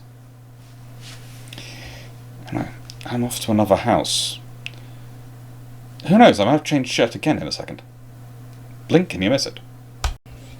I'm now no longer jealous of my previous version of me. I have some iron brew. It's useful. It is useful. So, let us return to watching myself, which I have to say, reaction videos, this was not my greatest idea, because watching myself is quite a lot of me going, yeah, I agree with that, but that's not quite how I'd say it now, because I've evolved in 3 years of studying further, which is kind of interesting. This is something which I might repeat in a few years' time again, go back and react to myself and my earlier videos and just see how much I've changed, how much my further study has evolved me. Military history visualised. I'd be happy to if they wanted to.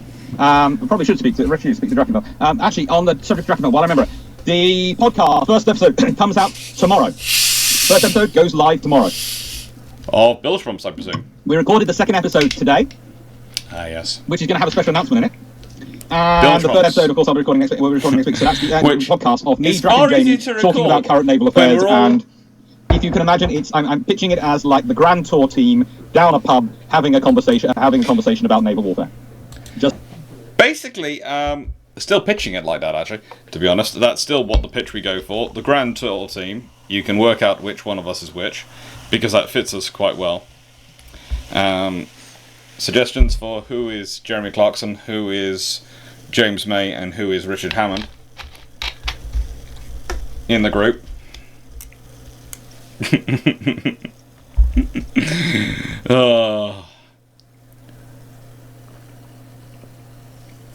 But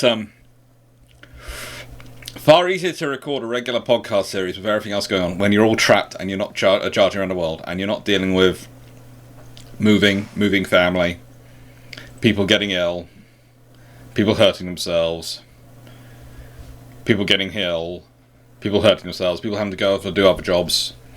Real life, it's just so much easier to record a podcast series when that's happening.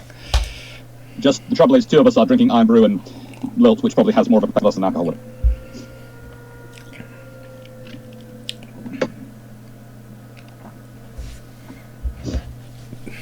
Greg Sasky, might be fun and easy to do one military aviation history on carrier naval aircraft. He's doing a PhD at King's. Yeah, I might have to track him down. That's where I did my PhD. I really should track him down. Yeah, most people are. I have to say, I think I have seen military history visualised again, and I realised very quickly there are lots of people who do a very good work of the sort of visualisation and extremely structured approach. And I thought, frankly, that's not really my niche or my style, so I can try and replicate that and it won't look that good, or I can be my way and see if people like it. And so that's what I've done. Jerry. And that's still what I do. I still don't try and copy anyone else because, frankly, I take inspiration from others. I have to admit, there is a recent series where I'm doing for 60-second videos where I have literally gone and looked at other academics who present on YouTube and seen how they adapt their academic style to YouTube. And you can see that on one of the recent 60-second videos series, two of them in fact, you can see and look at that and work out who that might have been inspired by. Because I do have the view that A, people like consistency, but B, and this is an important part of B, often for it to work with an logarithm and be successful, it's got to be something both at the same point familiar but presented in a different way. It's got to be something like that. So, we'll see. Christian, HMS Gurkha.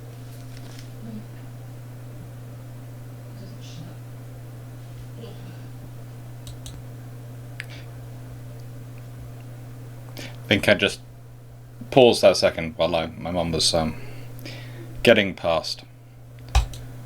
Living up to her name. Yes, she did. She did very well. Inca, was the late HMS Hood rebuilt have been like renowned, and do you think she would have then survived Bismarck?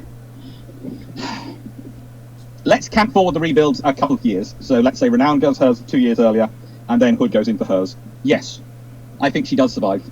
I think it makes it unlike. There are all sorts of little modifications. Hood had been refitted between the wars. You know, don't think Hood has. Let's see, I've got the list here. Hood has refits, quite major refits in 1921, 1926, 1927, 1924. No, that's 1929 to 31, 1932. Hood has several major refits. Hood is not the same Hood which came out of World War I by World War II. She has been modified quite heavily in many, many regards.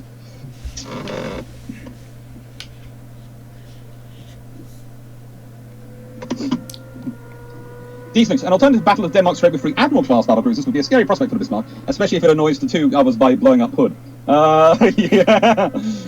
Interesting example, actually. One exercise in 1935 has Hood, I think, versus Repulse. I'm not sure if it's Repulse or Renown. Anyway, they end up ramming each other because the umpires are saying they're missing each other. This is the type of aggression breeded into the Royal Navy commanders. And, okay, at one point, what's interesting is a court-martial... I think it was Renown. I've done more reading on this, and I think it was Renown. I'm adding this bit in later, but yeah, I think it was Renown.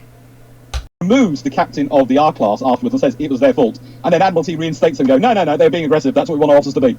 So it was very different than the modern world. When you think about it nowadays, it would be the Admiralty removing someone. Well, possibly not in Britain, but in America, if we look at examples, it would definitely be removing them.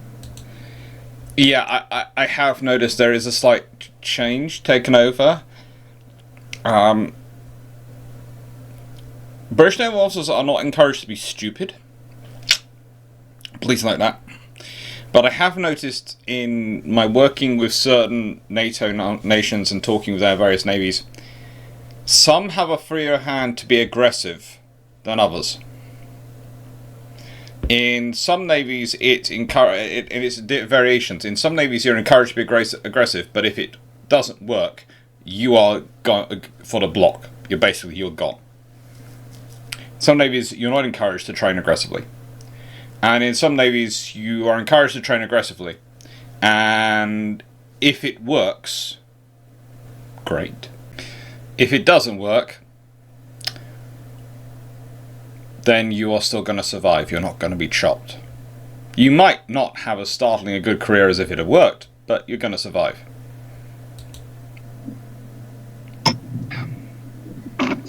Real FUD then. Current publications. Hood was redesigned starting between 1916 and 1919. I get the impression that they just wanted the shit slip cleared so they could start on 1921s. More than likely. Really was. She really was redesigned a lot. Engaging strategy. Did no multi-purpose fast BB in excess of Queen Elizabeth fast that could do both the... That's basically the whole problem of transitioning a ship from being a battle cruiser, but a modernised battle cruiser, sort of a time-appropriate battle cruiser, to being a battle cruiser.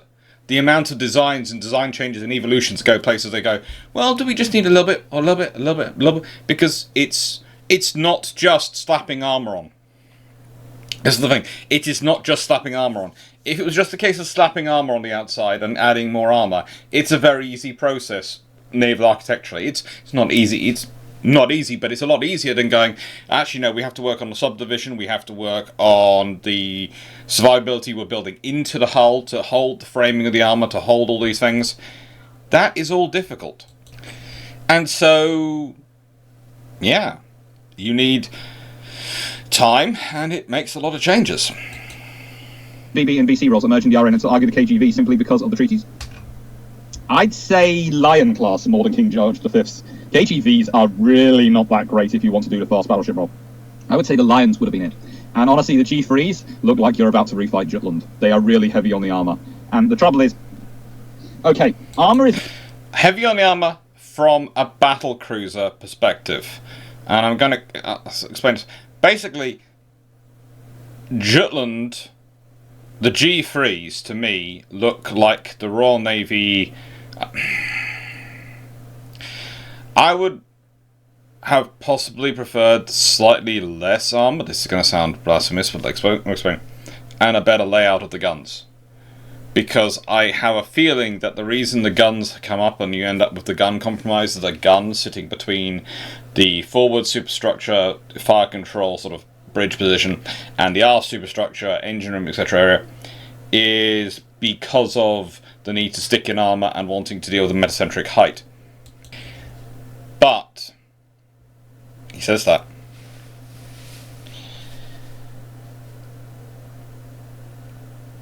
they are designed, it's like the British have gone, right now, hang on, battle cruiser, 2 words, aren't helping us. We are evolving a battle cruiser to a battle cruiser. A battle cruiser to a battle cruiser. And now we're going to build a battle cruiser that's going to edge over the line of armor towards the direction of fast battleship, but it's not going to. It's still going to be a battle cruiser, because that's what you're building, and because that's what a subdivision is. So it's kind of.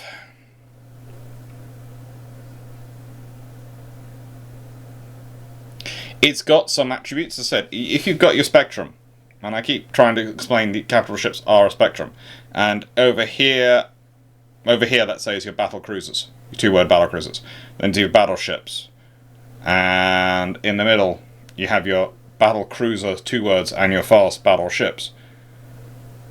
The G3s are sort of where my nose is. No, about there. So not over the middle line. It's really difficult to line out using camera. This was not a smart decision, but not, not exactly in the purebred battle cruiser territory either. It's necessary as part of a battleship's role because it has to be able to take that pounding. But if you want to be a fast battleship, you've got to first grow in length, which the Congos do, and then gain horsepower, and a lot of horsepower. And remember, the amount of horsepower you get per ton decreases. So to get enough horsepower to push to 35 plus knots, you are talking about devoting a lot of tonnage to power plants, to engines, to fuel. And that's the problem with the KGB-5s. They don't devote enough. So I think it's the Lions more likely. KGBs, no. Because it's not getting up to the speed to do the fast battleship role. If you want to really emulate a battlecruiser, you have to be able to maintain the speed for a long time. And that requires actually more horsepower and more machinery, because you have to be able to maintain it almost as a cruising function. That's the point about a battle cruiser versus a fast battleship, and why, especially why the G3 is still a battle cruiser and not a fast battleship. Because of the level of tech they have at the time and the decisions they have to make, compromises they have to make for it. Because for a battle cruiser, what the Royal Navy's really looking for, and what they're looking for with the fast battleships they are looking at building in the late 1930s, is strategic mobility. Again, it's all about that geostrategic issue of going around the whole world. That issue of, we have to defend an empire everywhere. You have to be able to move ships to where you need them. There is no point having the world's best battleship, or the world's best battleship, if it cannot get where it needs to go. And there's no point having the world's best battlecruiser, is if when it gets to where you need to go, it can't do the missions you need it to do, which might include going toe to toe with a Congo, or a Lexington, or an Amagi. And that's what the G3s are designed in light of. Remember, the British have very good information about what exactly those ships look like. I'd say the G3 is designed to be a battle cruiser that can hoover them up. Maybe not, there's no certainty. But to have a good solid chance within the framework they are allowing it to hoover them up.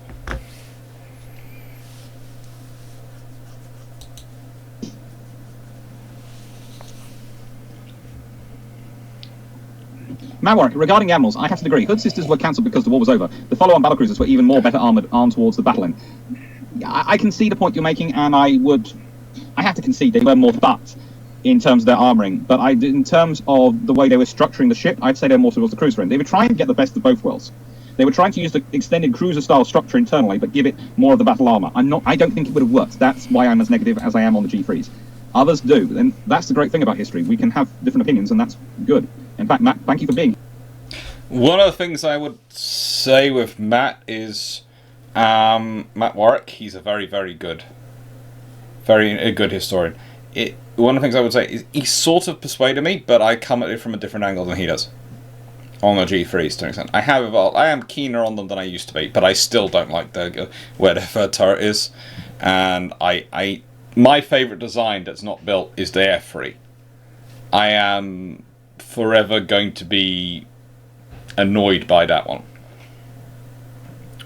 especially as the more I've studied over it. Because 3 years ago, I had studied a bit, but I hadn't had much time. And since then, since COVID happened, etc., I've had time to go to the archives and go into the greater detail and put more information on it and flesh it out, the design a little bit more and the discussion a little bit more. And I've Stanley Goodall's diaries and those things, and you sit there and go, the 15-inch 50. Oh my lord, what a gun! I mean, that would have been absolutely rocking for the Royal Navy in World War II. Okay, status, we required a 16-inch. Fine. B, there's the speed and the armor. It's got like 90% of the... I would say it's got 90% of the armor of the nail rods, with roughly 80% of the coverage, and subdivision. It's okay. It's very much. I would say the F3. That's an interesting one, because if that had been launched, if that had come into service, I have this sneaking suspicion, looking at it, the final version would have been the world's first fast battleship. It wouldn't have been a battlecruiser. It would have been the world's first fast battleship. It would have been a 28-knot battleship. Probably slightly more than 28 knots. I have a running bet. With a friend of mine who does hydrodynamic modelling of ships over it. I have a running bet. I call it a running bet because we haven't yet managed to spend enough time with computer simulators to test it and work it through. But I have a running bet about how fast it would be. They actually think it'd be faster than I do. I don't think it'd be a 30-knot ship. I just don't. I think it's a 29-knot ship, using the technology they have at the time. And I think that's fine. I think a 29-knot ship is fine. Something which you can guarantee do 28 knots and do 29 knot and do a 29 knot when it wants to, yeah, that's fine. And honestly, if you consider what Nelson and Rodney get up to in World War II, probably if someone's prepared to do absolutely not care about the engines at all,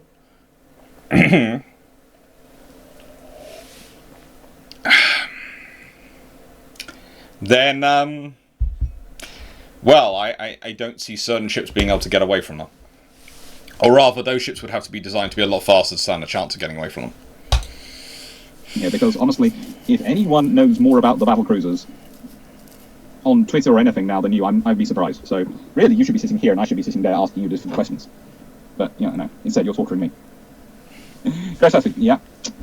Emperor 1733. What post-World War II thinking was there regarding the use of battleships and battlecruisers in the Royal Navy, if any, taking their scrappings into account? Okay. Post-World War II, if we're going to jump, that is a bit of a jump, but actually, not really. The reason Vanguard is kept around is because of the Sturldog class and because of what do you use the battleships for. And eventually the Royal Navy decides to go down and get rid of it because it's looking at, okay, what do we have the need for the battleship for in a pared down force? When you're keeping a massively large force, like the Royal Navy have been doing, it would have been sensible to keep battleships and aircraft carriers, probably not battlecruisers. But once you start reducing the size of a Navy, you have to justify... Especially when you got the fast battleships, and let's be honest, the whole point of the battlecruiser really starts to suffer. I have always maintained that the thing that really kills the battlecruiser, i.e. speed versus speed as a balancing to armor and firepower, is the aircraft carrier, because you now have mobility and something which is a lot faster. But what kills the battleship? And I would say it's literally that they don't. No one else has battleships, so why do you need to build them? What's your justification? And that's the whole problem of it. You can tell this because the moment the Kirov's coming back in service, what did the Americans do? They reactivate the hours. Why? To offset them. But also because, what is the real value? Do you need to build an equivalent ship to offset them? No, you don't. Because their value is as a symbol by that point. Their wartime value, probably an aircraft carrier will sink them. Or a submarine. Why do I say that? Because when we're looking at a Kirov class, or even an Iowa to an extent in a modern battle space. With a Kirov, it's basically a massive missile farm. When it runs out of missiles, it's in trouble. Even before it runs out of missiles, if you can beat those missiles, it's in trouble. Iowa, to modernize that up to a modern standard, and a modern battleship that you would need, just think about all the things you're going to need to include. You're going to want a full sort of version of an Aegis system. You are going to want all those air defense missiles. You're going to want those guns. You're going to want helicopters. You're going to want all sorts of things to be included. Eventually, and I had this discussion more recently on another live video where someone was asking which was the design which I'd bet most like to have had around so we can modernize it. The best one is probably the F3s, and to an extent the Nelrods and the Dunkirk's ideal forward ships. Why? Because you have the engine, you can do stuff to the engines aft without disrupting the main armament. You keep the main armament forward. You stick a helicopter hangar aft and flight facilities there over the seaplane facilities. You add in missile systems along the side, and you have the main guns forward, and you've got places to put a radar. That's something you can modernize. Every time we talk about the King George V's, etc., or modernizing them or the Iowas, we're talking about removing 16-inch gun turrets and start putting in missiles. And that's major structural work. So building a current one, you'd probably go for something similar. You're probably looking at something which is not too dissimilar in concept from a scaled-up Burke or Type 45 destroyer, just with massive guns on the front. Because you now, if we consider the whole thing about ship survival, ship survival is now down to subdivision more than armor. There is armor still used. There is. It's not thick armor belts, etc., but you will find armor protection is put around things like the CNC and command information center and the controls, the brain of the ship. We fit around certain other critical areas to give them some protection. Usually it's the sort of armor which is more protecting from shrapnel than from, a major direct hit or something like that. But the big protection is in subdivision, is in making the ships as honeycombed as possible. Why is this? Because missiles, and because of the way missiles hit. Missile hits with fuel in it and explosive. That can cause all sorts of issues wandering around your ship. That's fire damage. That's what you need to defend against. You could build a ship and go, well, we've built this modern armor, enough armor that we can build it to defend against any missiles. Oh, good. Well, if enough people start building ships like that, then someone's going to turn around and go, let's build a missile that can defeat armor. Then you've got a race between missiles and armor. That can get expensive very quickly and ultimately self-defeating, because it's kind of like the race between armor and guns. At a certain point, the guns get so big and so powerful, let's be honest, once you get up to 15, 16, 16 and a half, 18 inches, all those big guns, that you have two areas where you're safe.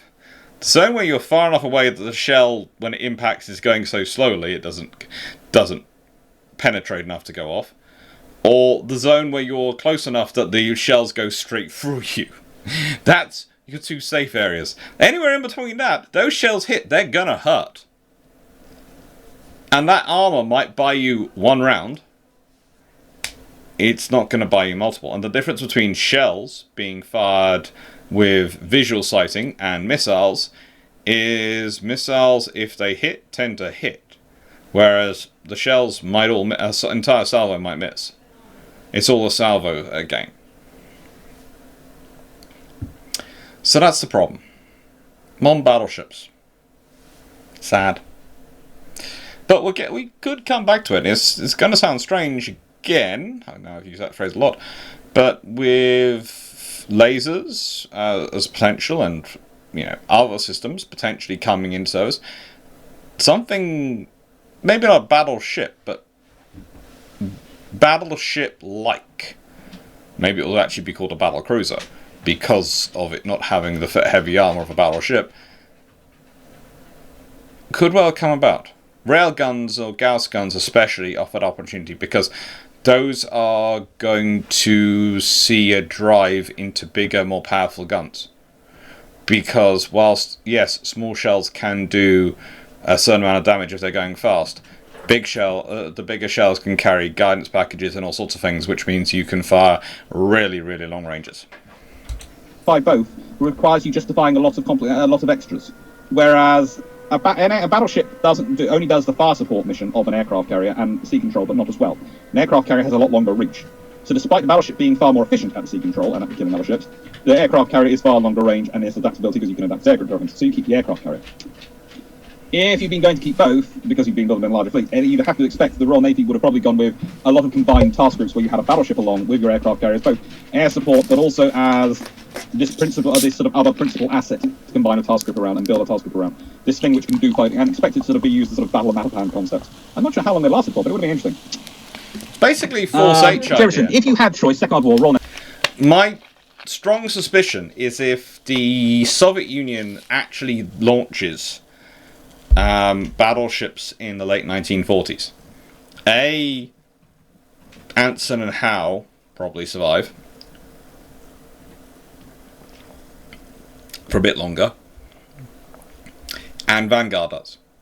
And if the Soviet Union keeps launching them, then the British might launch the Lion class eventually as their post-World War II imagined battleships. Why am I saying this? Because, okay, Britain economically, after 2 world wars, the Great Depression, and the whole entire mess of the end of World War II and the Lend-Lease and that sort of system, and the way that was handled, but on both sides, is not doing well economically. But, and this is the big, glorious glutamus maximus in all that problem. Successive governments come in and they want symbols of new modern Britain. If as part of the Cold War, America's building battleships, France is building battleships, because you know they're going to, and maybe even Italy's building a battleship, because they might well be allowed, encouraged to deal with a face-off against Soviet battleships, the British are going to build a battleship. The British are going to, and it's going to be the new modern battleship of the age. I can hear its press releases now. The dings of all those poor journalists drowning under the paperwork. Oh, I feel sorry for them without it even happening. But seriously, it would have done. Navy, you can exchange battle cruisers for battleships or vice versa. Would you? If I could exchange the battle cruisers for Lion battleships, yeah, I'd exchange them.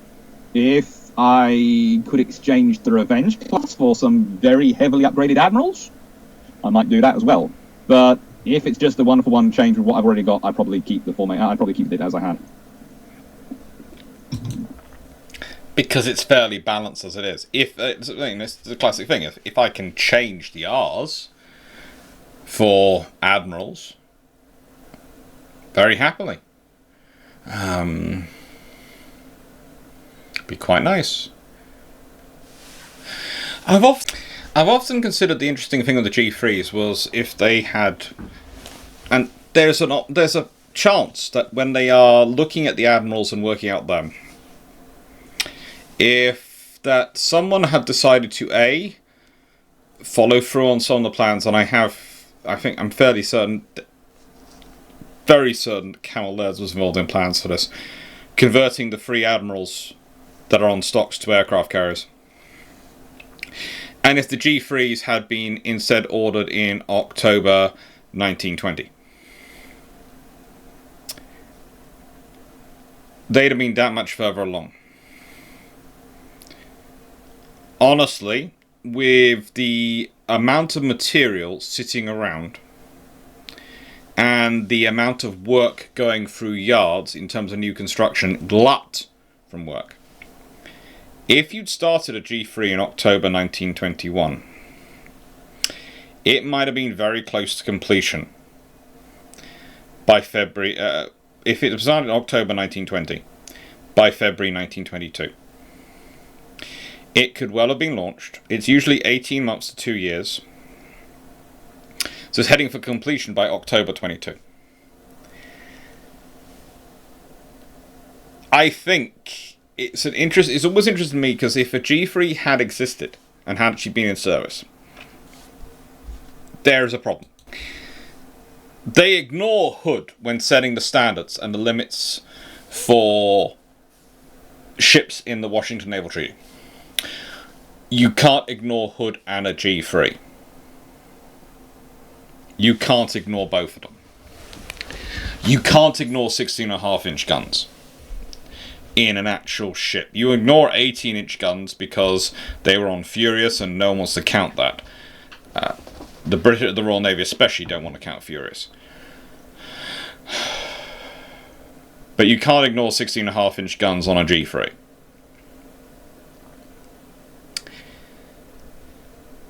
And that, I think, changes things interestingly. I'm not quite sure. I haven't ever worked through exactly what would happen if you have the admirals completed, the three remaining admirals completed as aircraft carriers, and you have 2 or 3 of the G3s completed, actually physically completed.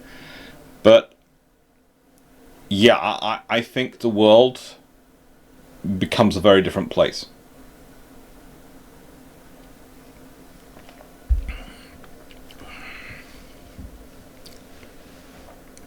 I think the world becomes a much more interesting place, because the G3s, for all my complaints about them, and I have many, mostly to do with the positioning of that gun in the middle. I mean, not liking that because that means the magazine for that gun ends up next to the boilers, when the whole purpose was to keep the boilers as far away from the magazines as possible to keep the heat up.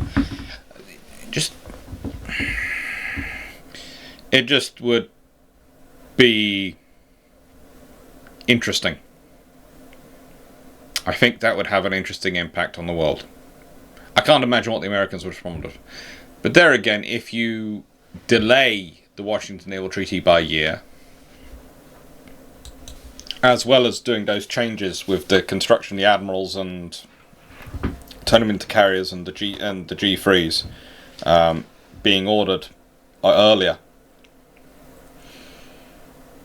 well, then you have a completely different circumstance. And actually, that was something they were looking at. Converting an admiral into an aircraft carrier is not just something I like to talk about. It's actually something which I've done videos going into the details, but basically one of the things you find out when you go and start doing a lot of research into the Ark Royal, and why Camel Airs are selected to build the Ark Royal, the 1930s Ark Royal, is because they're considered the strike carrier experts and the best yard for strike carriers to be built. And you go and look at them and go, they didn't build anything. They hadn't built anything. Camel Airs are good enough that the Admiralty doesn't need to blow smoke up anyone's behind about them. Especially not internally. This is in internal documents. And that got me looking into going, hang on, what ship are they playing and have they been building that could have possibly been a strike carrier? And literally, the only thing that fits the bill is the Admiral class. And you go and look at some of the bills and some of the details discussing their Admiral class in their archives, especially in the Mersey archives, which has got them all. The Wirral archives. They're right on the Mersey, so I always think of them as the Mersey archives, but they're not. That's a separate building. Sorry, dropped a pen. And poodle top. Yeah, the Wirral are they are. Well, the Wirral archives. It's a good place, and it's full of interesting research to go and look at.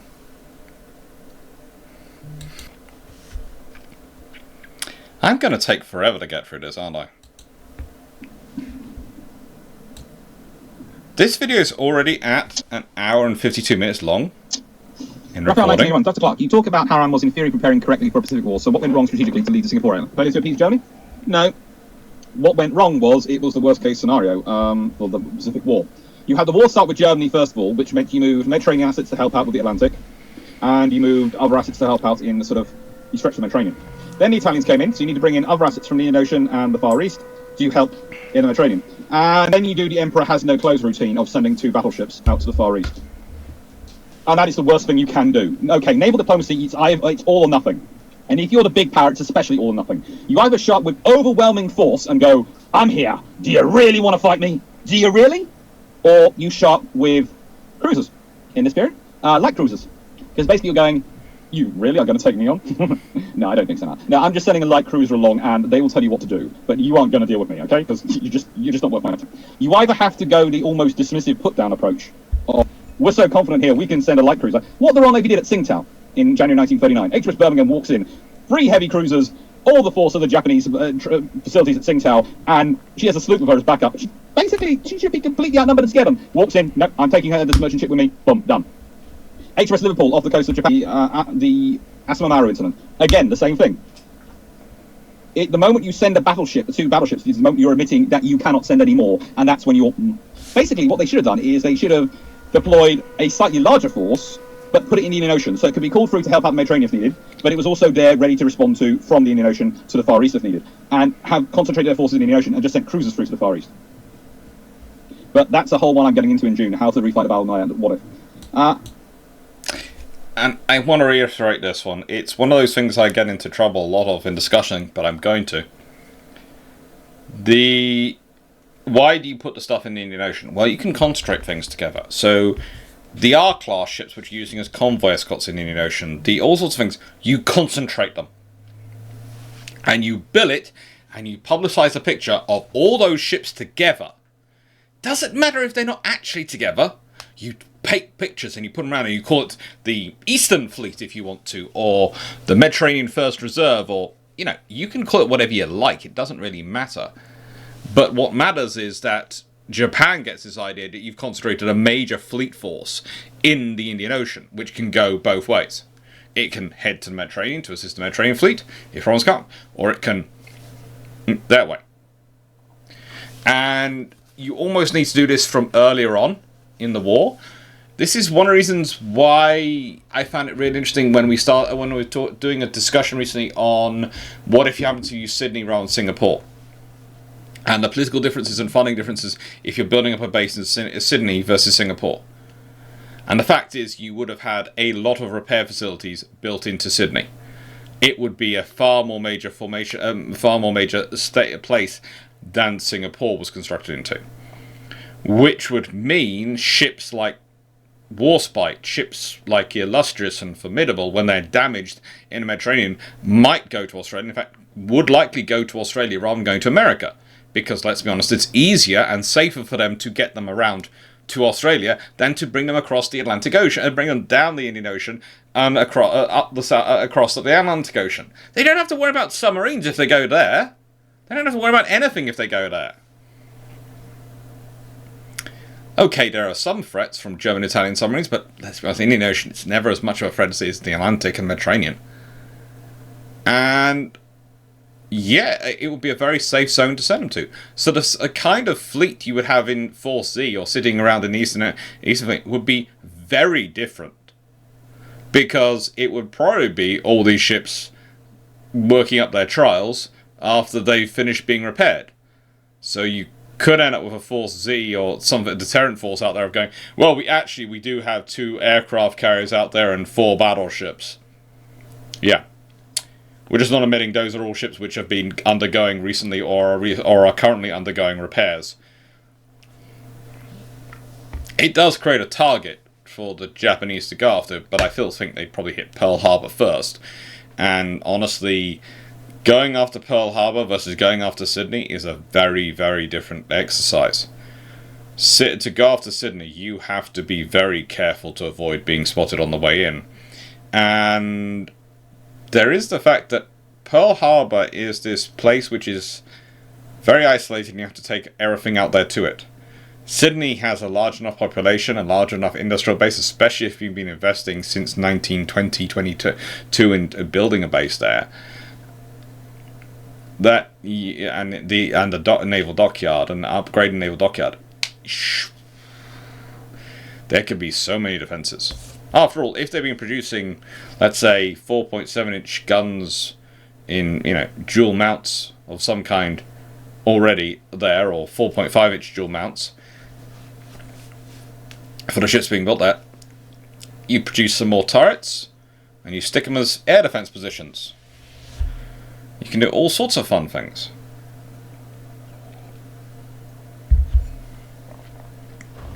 Am I not yet halfway? I'm not. It's another 5 minutes and 40. Well, let's be honest. 43 seconds. Jeffrey, I think for rebuilding, I think it was overreaching to plan to give Hood 5.25 inch. I think she would have probably had the 4.5s. She would have the 4.5s. Matt Watt, battlecruisers explicitly had a role with the battle fleet, though. We can see this in the comments of Long Beach and Jellicoe. Yes, they did, but, and this is the point, when you're dealing with Jellicoe, Beatty, and Long, that is at the beginning of the interwar period, and this is specifically why I started in 1925. Because the thinking in 1918, 1919 is different in the early 1920s than it is by the time you get later in the interwar period. As the it's as the time evolves. You start off with, okay, we've got a fast wing reconnaissance of the fleet, but then you have aircraft carriers show up. You have light cruisers. Suddenly, that reconnaissance role. Why are we using a big battleship cruiser for this when we can be using other things? What else do we need to use battle cruisers for? What else can they be used for? What are they viable for? And the thing is, what do we really need them for? And the British decide we do really need them for the commerce warfare role. And strategic mobility.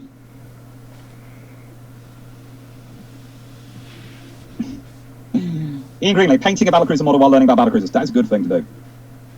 Jeff Beeler, KGVs were their own fast wing. Yeah. I wouldn't like to keep the KGVs up at full speed for as long as for not long enough to be a fast wing. They're more comfortable battleships.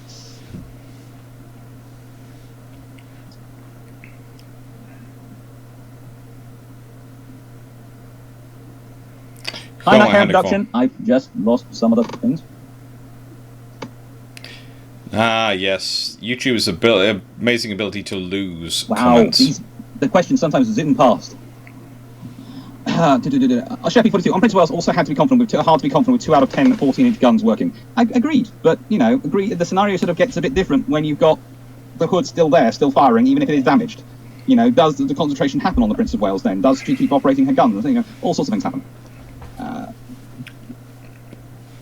Alex Hunt, wasn't the whole point of the R-class battleships to be obsolete second-line battleships at construction? No.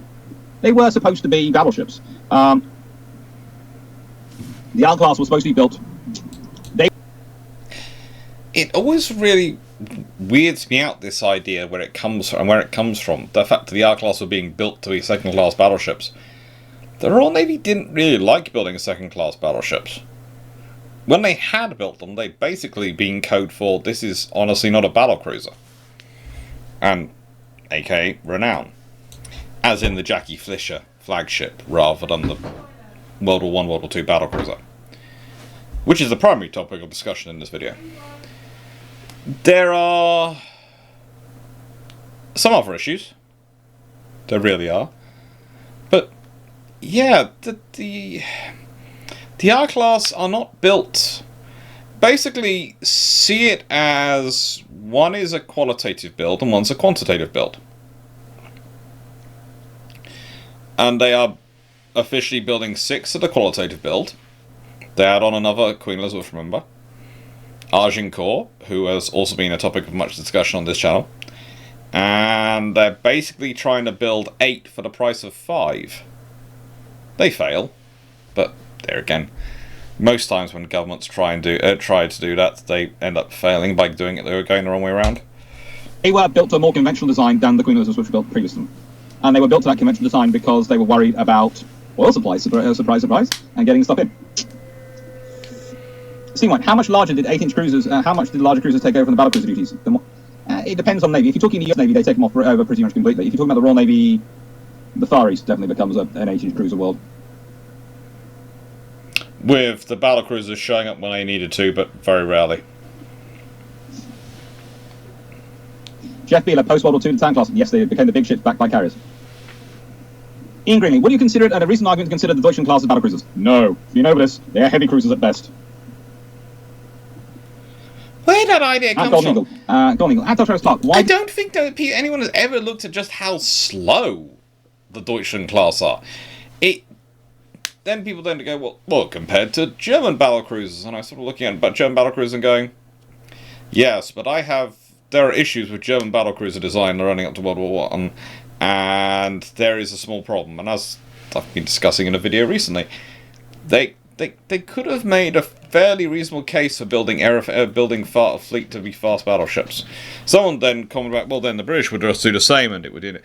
But the thing is, it's the easiest fix for the Germans to increase the costs and set the pace for the British, to introduce a qualitative limit into it. With their existing technology base, the easiest way for them to do that is to up the speed of their battleships. Battlecruisers don't really help them. They don't really help the German Navy in World War I. They don't really help the German Navy prior to World War I. Did the Royal Navy use build as many as 6 different types of guns in the 13.5-inch, 14-inch category in World War I? Okay, well, Drac has been over this quite successfully, but I'm quite happy to go around. The Royal Navy didn't really want that many guns, but when you have a load of other nations building ships in your yard that you take over, which is, by the way, what the joyous thing is, Article 7 in the Washington Treaty. In the event of a contracting power being engaged in war, such power shall not use as a vessel any vessel of war which may be under construction with its jurisdiction for any other power, or which may be constructed with its jurisdiction for another power not delivered. For starters, this is not what the paper is written on. Secondly, the Royal Navy actually breaks that rule in World War II. There are some destroyers which are borrowed. And I-class. Just fun. The Royal Navy has fun in World War II. And there's ARA La Argentina, which would certainly have not been allowed to go to Argentina if war had broken out a month later, or the ARA La Argentina had been finished a month later. She would have been a Royal Navy extended a modified Arafuser. Thank you very much. We'll keep that. Thirdly, that is the Royal Navy taking up ships which were being built for other nations in their shipyards is why they end up with so many different systems, and it was just impossible to read. You'd have had to basically rebuild the ships to change the weapons to a standardized one, so you just went with what they had.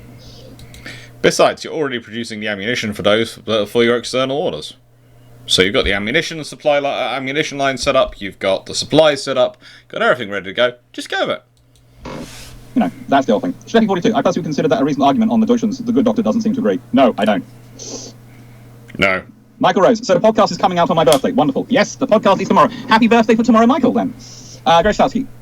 Schleppy 42. I think you still watch. No. Deutschland class, no. They are heavy cruisers. They're a decent heavy cruiser design. It's one of the things I find... It's one of the things I'm always going to find strangest is when I see people trying to shoehorn ships into categories they don't fit into. And I sit there with the Deutschland class and go, what's their criteria to make them a battlecruiser? Are they designed to go around beating up other cruisers? No. The fact that they are actually scared of 8-inch cruisers tells you exactly that. They're not designed to go around beating up other cruisers. They're designed as commerce raiders, yes. But they're heavy cruisers for long-range commerce raiding. They are not battle cruisers designed to go and hoover up enemy cruisers, as well as doing commerce raiding. Not even battle cruiser, 2 words. Mr. Clarke, which one of you is Clarkson? You have to ask. The more interesting question is, which one is the hamster? Yeah. It's always fun. Still not sure. What's your opinion on the Venezuelan frigate that sunk itself by ramming a cruise ship? Do not ram icebreakers. Deeks25, where can we find a podcast? They are on the SimSec website. Okay, Centre for International Maritime Security has them up, and they will be tweeting them out. Hi, Nighttime Production. Hi, Dr. Clarke. How do you see Hood being used if she survives Bismarck Agent, regardless of whether she gets modernisation or just up-to-date repair? She'll probably be modernised as part of the up-to-date repair. I see her being a big part of the Pacific Fleet. Actually, that would be somewhere where she'd be really useful as a very fast escort for the carrier group. She might have even been given to Vian as his flagship. She might have been given to Vian as flagship. She might also have been given to... well, she might also be the flagship of the fleet flagship in the British Pacific Fleet. there are all sorts of options for what happens to her. Or probably Fraser would have taken her assist. He also liked her. And, yeah, she would have been a flagship out for the British Pacific Fleet. Nighthawk production would even be worth the resources by the time she came back to service, that presumably being around 1944. Yes, she would have been worth it, because you cannot build battleships that quickly, and the Royal Navy needs them. In nicer ways, they get her back in service in 1944. She's also there possibly for D-Day.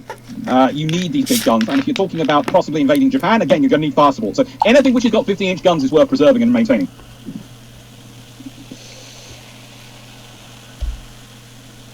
Plus its status. So, Google, at Dr. Clarke, what about the Alaska class? Why were they not battlecruisers? Okay. Alaska class are pretty much battlecruisers. But the US Navy never considers them that, and they are never really used as that. They're used as heavy cruisers. So that's what we have to respect and treat them as. And at a certain point, I would add, they're pretty much battlecruisers. Again, it's when you look at the standards of pretty much is the phrase I'm using. When you look at the standards of battlecruisers back in the first ones, the Invincibles and Infatigables, they've got 12-inch guns, because that's what capital ships have got at that time. But by the time Alaskas are built, what guns are capital ships using? What battleships using? 16-inch, 15-inch guns. Okay, they've got 12-inch.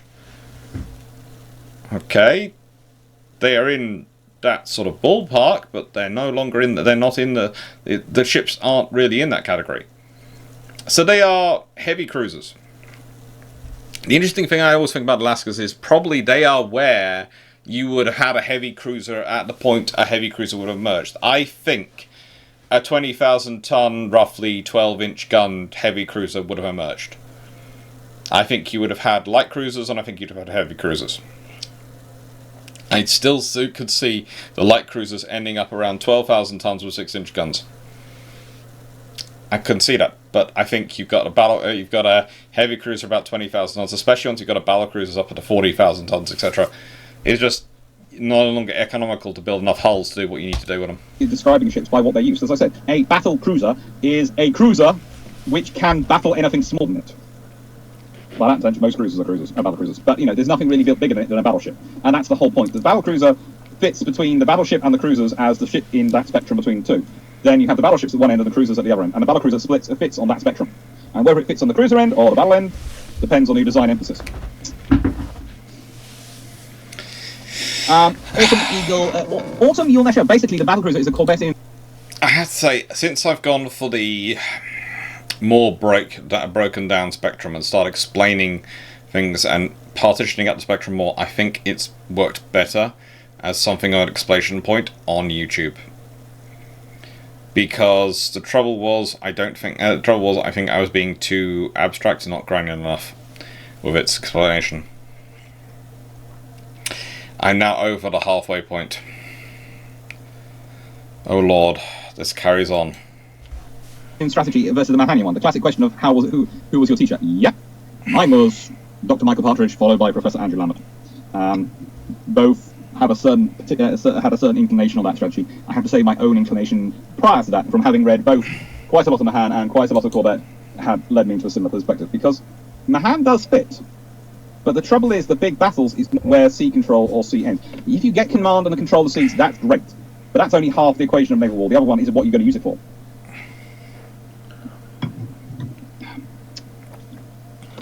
Golden Eagle, at Dr. Clarke. In my opinion, Congos were still battlecruisers. You are allowed your opinion.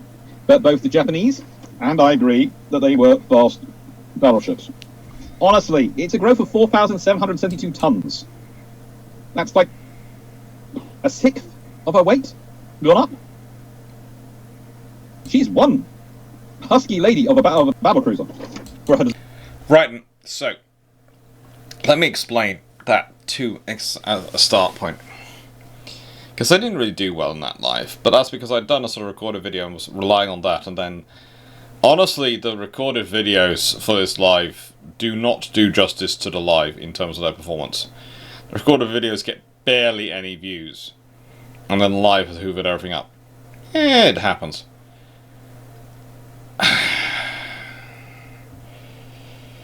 The Congos. It does depend a lot on who you're talking to. But my view is they manage that because you can shift one. They shift enough from the battle cruiser section to get to the fast battleship section, for me. Drac would say not, and most of my colleagues would be split 50-50, because it all depends on how serious you feel that the subdivision was taken and how seriously you feel the armor modifications were taken. I think they were taken very seriously and done very well. Others have the right to disagree. That's the joy of history. And she only grows. The thing is, she grows by 4,002 tons, but only gets 5 more meters in length and actually gets 5 more meters in breadth, in beam. So she gets fatter and doesn't get much longer.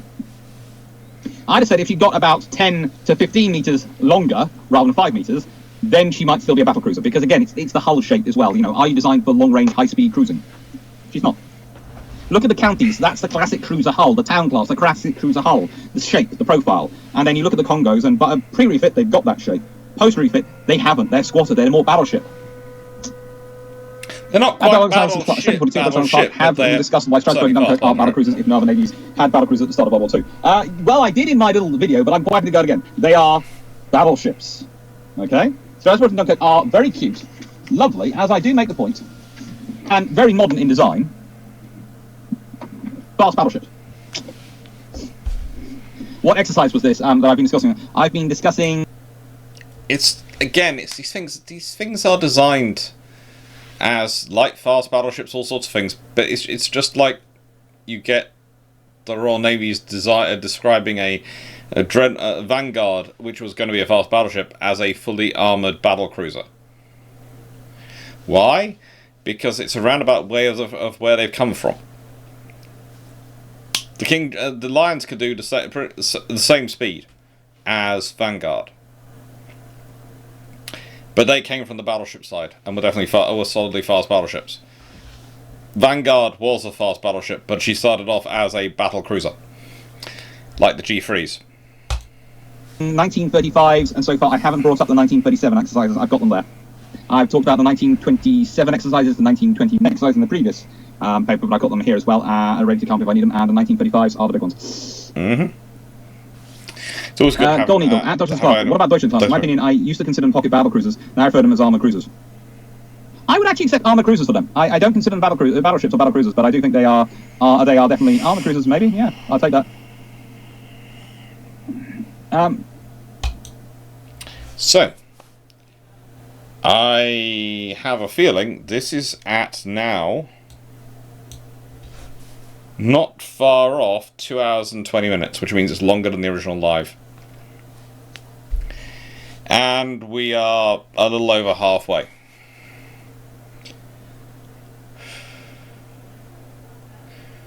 Do I continue, or do I divide this in two?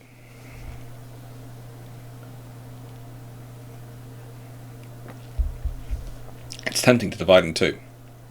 Either way, I think I heard the food break, so see you in a second. Food's delayed. How much would a stern have added to the speed of the battlecruisers?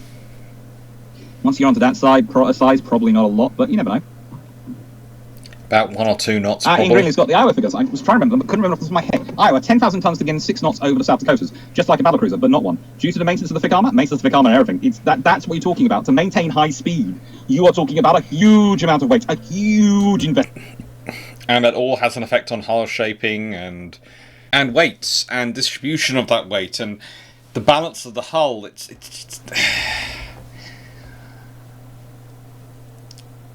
you always have to achieve. It's one of my big problems for UAD at the moment, Ultimate Animal Dreadnoughts, is the balance and weighting they've now functioned into the earlier designs. In that they made it almost impossible for you to get them as balanced as they were actually historically. Naval architects have always been obsessed with balance. Constructors have always been obsessed with balance because, especially with warships, you need them to be stable firing platforms. So even though, let's say, Age of Sail ships line, they do all sorts of things, bobbing about in the water, they're going up on they have to have a rhythm to it. They have to have balance to it. And you have to achieve that so you can predict their movements within an acceptable degree so that you can actually aim and fire your guns. It's not perfect, It's not easy, but it's doable. It's necessary in order to give you the chance to control it. It is colossal. What is that noise behind me? What is that noise? I'm not sure, I can't hear one. The microphone is picking up something. Please tell me I didn't actually hear that myself while I was going on, but what was the microphone picking up? It might have been something to do with the laptop. Its fans or its engines going? It's like something I've noticed is that, well, I haven't upgraded all my fans in my computer case, because I was moving it down here, taking it and moving around. I'm going to upgrade the rest of them. I've got them sitting at home to upgrade it when it gets there, because it was a case of those fans might break or anything in transit. I've replaced the noisy one, but the rest I'll leave and replace when I can replace, you know, when I'm back, and it's going to be stable and it's going to be okay. Of course, but I'm planning and moving again in a couple of months. Well, hopefully within a couple of months. So things could be interesting. But leaving that to one side, one of the fans during the move has slightly broken, and I've done some jury rigging on it that is keeping it going. But yeah, and if you're going to ask how did the fans break during transition, good question. I have no frickin' clue. No frickin' clue at all. Case is completely fine. Bubble wrap all around it was completely fine. I look in and I find that one of the blades, because it's making a noise, one of the ends of one of the blades in one of the fans at the front has curiously snapped. Just a tad. No clue. No idea how that's happened. I have pictures from before it left. It wasn't broken. And I have pictures from when it arrived, and there it is. It's just...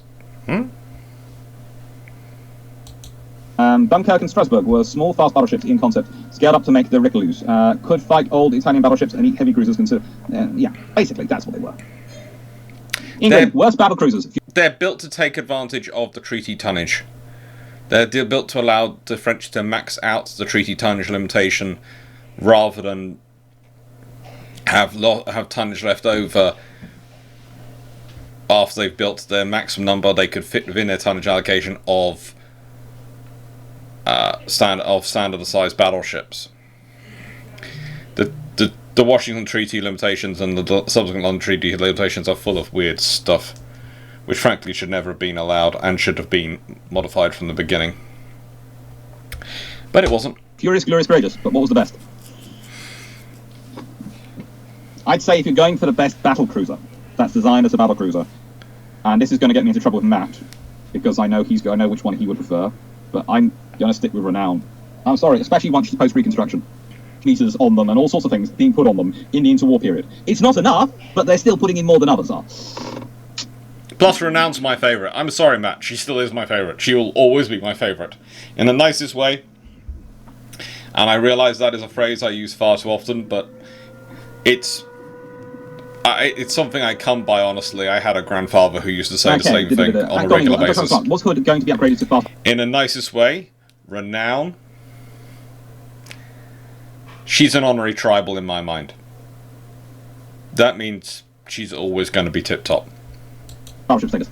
Okay, look, if they had done a post-treaty reconstruction on her, and that's what her 1939 would have been, and if she'd gone in for reconstruction and she'd been brought home to go into reconstruction, then maybe she could have been turned into a fast battleship rather than a battlecruiser. I'm not sure. It depends how far they went with the upgrade, but they do. Thank you, Matt. Now, Banham, look at some of the other... You pretty much would have to rebuild it.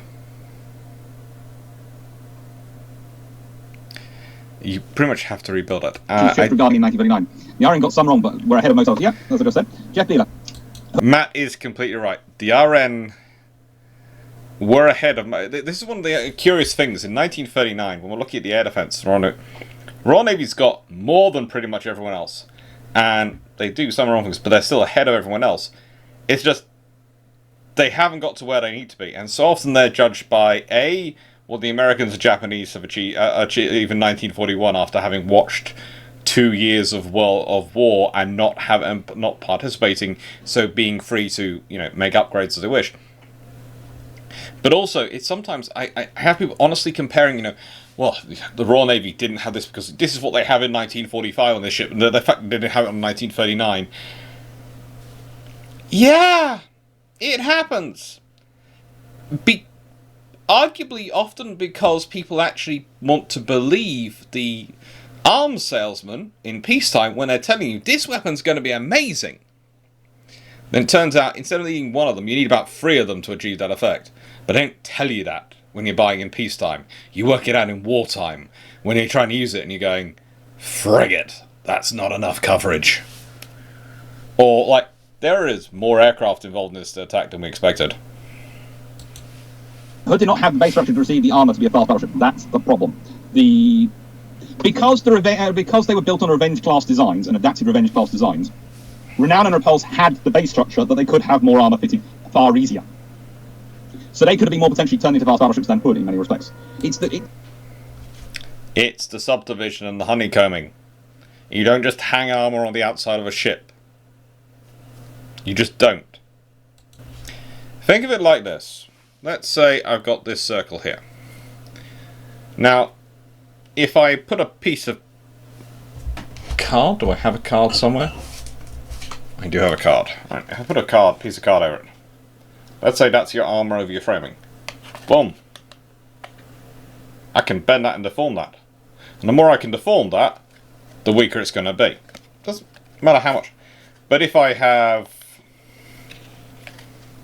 let's say this kind of structure behind it, so more framing, I can deform it less. And I can also carry thicker armour on that because I can attach it at more positions. That's what I mean when we're talking about the framing, we're talking about the substructure for armour.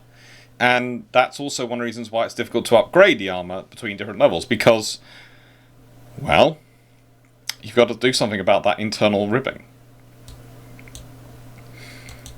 It's the cruiser versus the battle structure, the internal structure. Basically, imagine your ship design is a honeycomb. It's made up of lots of little, cells. On a battleship, those cells are much smaller proportionally than a cruiser, because it saves weight internally. So when you're talking about a battlecruiser, if you want to tell which end of the spectrum it's coming from, you look at how big proportionally the cells are inside.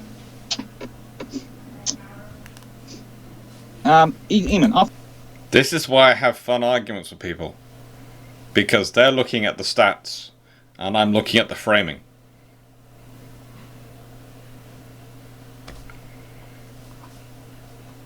And it means from the same information, you can draw completely different conclusions. You combine the two, you get sort of accurate idea of where you're looking at. I try and look at both. But that framing does add really interesting context onto the stats. After the declaration of war, what should the 4C have done? Well, they couldn't do it. Once they're there, you can't withdraw. That's 300 years of heritage. They're not going to withdraw. So they did what they had to do. That's the sad problem. You can't withdraw. I think at a certain point the questions... what I've decided to do with this video is I will do it as long as it's doing questions about battle cruisers, etc. I think towards the end, if I remember correctly, it gets onto all sorts of random history questions. And because this is already at the point of being 2.5 hours long, there is a point at which this gets so massively long, I'm not sure it will upload over Starlink. And I am not going to try and record the really long one while I'm down here.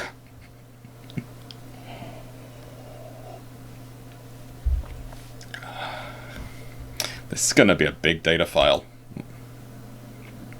Bad. In particular, when the Iron have had so many big exercises where air power turns out to be extremely important, I don't think the argument of being better than some is valid given the expense.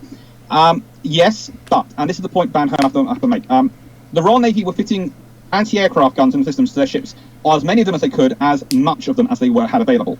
Remember, half the problems that the Royal Navy has in outfitting destroyers and frigates and other ships in World War II is the sheer production number available of the weapon systems. They delay things.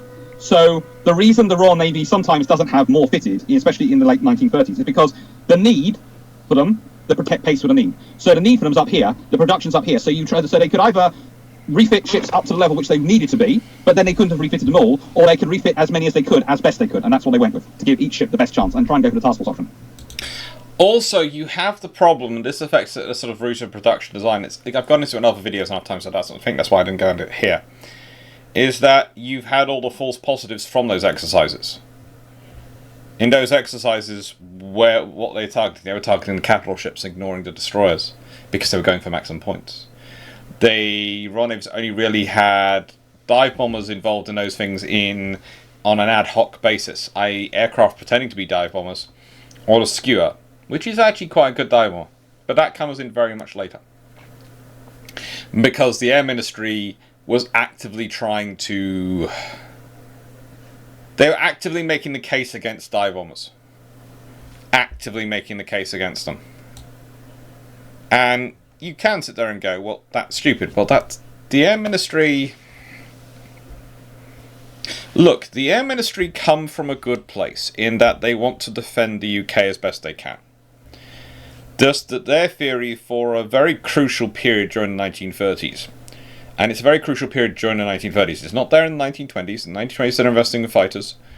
In the late 1920s, 30s, they're investing in fighters. But for a short, crucial period in the 1930s, when you were doing preparing for war, the bomber will always get through crowd, and the heavy bombers are the lord above,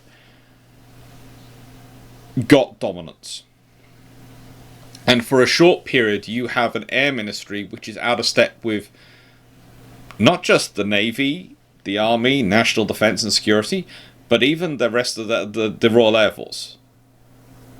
And if it isn't heavy bomber focused or building up the bomber fleet, they don't want to touch it. They are an Air Ministry which is dragged kicking and screaming to produce their own fighters. And you can argue one of the reasons why the Royal Navy fighter program, etc., is cut when it is in 1939 is because due to their lack of investment in resourcing and creation and support, they haven't got enough production to grow from. So because they haven't done enough for the previous 5-6 years, they're now crashing and having to crash it, and therefore other parts of the service, other parts of the nation are having to suffer for it. Now, conversely, you can point out to the head of bomb production, you go, well, actually, Britain does pretty darn well with the bombers, and they are pretty useful in World War II. They're not war winning on their own, but they do a lot of damage to the German economy and the German ability to resource to fight. So they're of value. And just probably those still being able to do the same amount of damage with a few less, but it would have been, and the Royal Navy and the Royal Air and the Fighter Command would have felt a lot more secure with a few more fighters actually produced. Golden Eagle, Dr. Let's start it again. Golden Eagle, Dr. Clarke, renowned really lived up to an English. Yes, you did. Night post Heron production. For anyone who wants it, I'll post an all newsreel featuring HMS Renown in dry dock in the wake of 1936 hood collision at the end of the stream with Dr. Clarke's approval of force. Oh, please do! Please do! That is a beautiful, as I said, I wasn't sure if it was Repulsor or now. I think that's one of the reasons that I probably discussed this right now. And this is one of the trouble with going over videos which I have done in the past. So I remember all the information I researched on them, and sometimes I'm adding in extra information, which is information I already said in the video, but I'm doing it in a different way. I think I actually have that shirt somewhere. By the end of this week, and the recordings of this video, I might actually have used all my shirts that I brought with me. That she had the tete-a-tete with. Probably won't have. And of course, Renown, Probably won't. after that collision, basically goes into her major refit. Yay, she gets the major refit out of it. See what I mean? Alright, that's... Golden Eagle, Dr. Clarke, why did the Lion class take so long? I feel it's kind of stupid to start all over when you get a new idea. They, in nicest way, the Lion class take as long as they do because the Royal Navy wants to build them, but it's actually having to space the building. And that's why they don't get, they sort of get in trouble. It's also... At Banham, the RN It's making an allocation to build them. And every time they come up with a new idea, they go, well, they're not far along. We can incorporate this. We can incorporate that. It's one of those scenarios that if you had seen the Royal Navy lose a lot of battleships early in World War One, well, early in World War Two, sorry, you'd have probably seen the Lions rush through. But they lost aircraft carriers. And they lost aircraft carriers because they weren't following their own frigating doctrine. They weren't even following. They decided to make decisions against their own plans of operations and how they were going to conduct things. Their own war manuals. And then they lose ships. And everyone goes, that shows you don't know how to operate carriers. And that's wrong. They did know how to operate carriers. They just didn't follow it. They thought they were smarter than themselves. Or rather, they thought the reward justified the risks. Had an integrated approach to it, and its ships in 1939 had more air than pretty much everyone else. Sure, some assumptions were wrong, but the RN wasn't slacking air. And you see my earlier point about they were trying to put in as much as they could, but like all these things, you only have so much being produced. And again, paying the money to scale up production is something you can do under total war scenarios. But in peacetime, even when war looks to be round the corner, the Treasury tends to go no. Treasury's fun like that. Modern destroyers are many years rather fragile. Remember the damage to iron ships during the Cold Wars? Yeah, modern ships are fragile. But if you look at it internally, they usually have pretty good internal subdivision, so that's where they're strong. Jeff Beeler, Drac is the hamster, I would say. I'm not commenting. But that would make Jamie Captain Slow, and that would be cruel. Ian Greenley, any similar incidents to Warspite, going up a fjord and sinking a destroyer flotilla, throwing a Terrier into a barrel around. Look, they all have these sort of things going on, and in the nicest way, you didn't just have Warspite on her own. She did have tribal class destroyers with her, and some other regular destroyers. And it was arguably the tribals which were even more vicious. The Warspite was mainly there to go, look guys, you need to calm down now. You do not need to ram yourselves ashore to chase the Germans when they've got into land.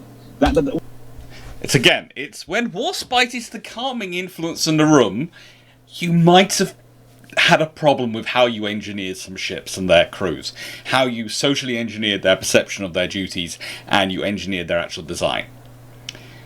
Again, I think earlier discussion, I think in this video, although now it's been so long, there is so much video. This video is so long, it's 2.5 hours already, and it's going further. I think I said that, after the loss of Hood, the Polish vessel with the tribals dashing across the Atlantic on the Vian was the calming influence. In Narvik, Warspite was the calming influence. There is a common theme here going on. The things which are the calming influences on tribals are not things we would normally associate as being calming influences on anything. That might actually give you some ideas on how you can, calm down certain personalities in this world. Maybe instead of looking for a really calm personality, you need to look for a personality which is even more, and ask them to calm it down. It's an idea. The psychologist, please comment.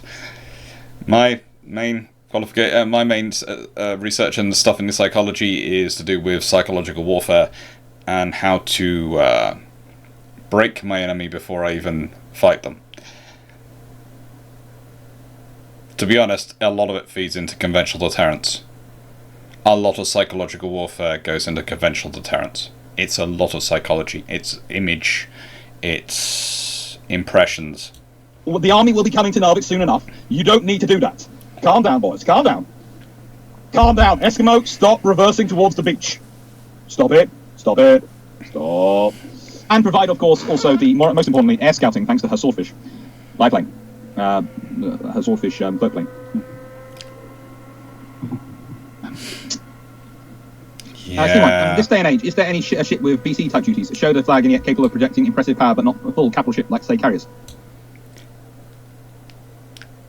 The swordfish float plane of Warspite. That is a case study in transference of plot armor to a subunit. I often do wonder what would have happened if they, made the entire strike group that took part in Toronto just said, you are all part of HMS Warspite. You are just merely being stored aboard Illustrious.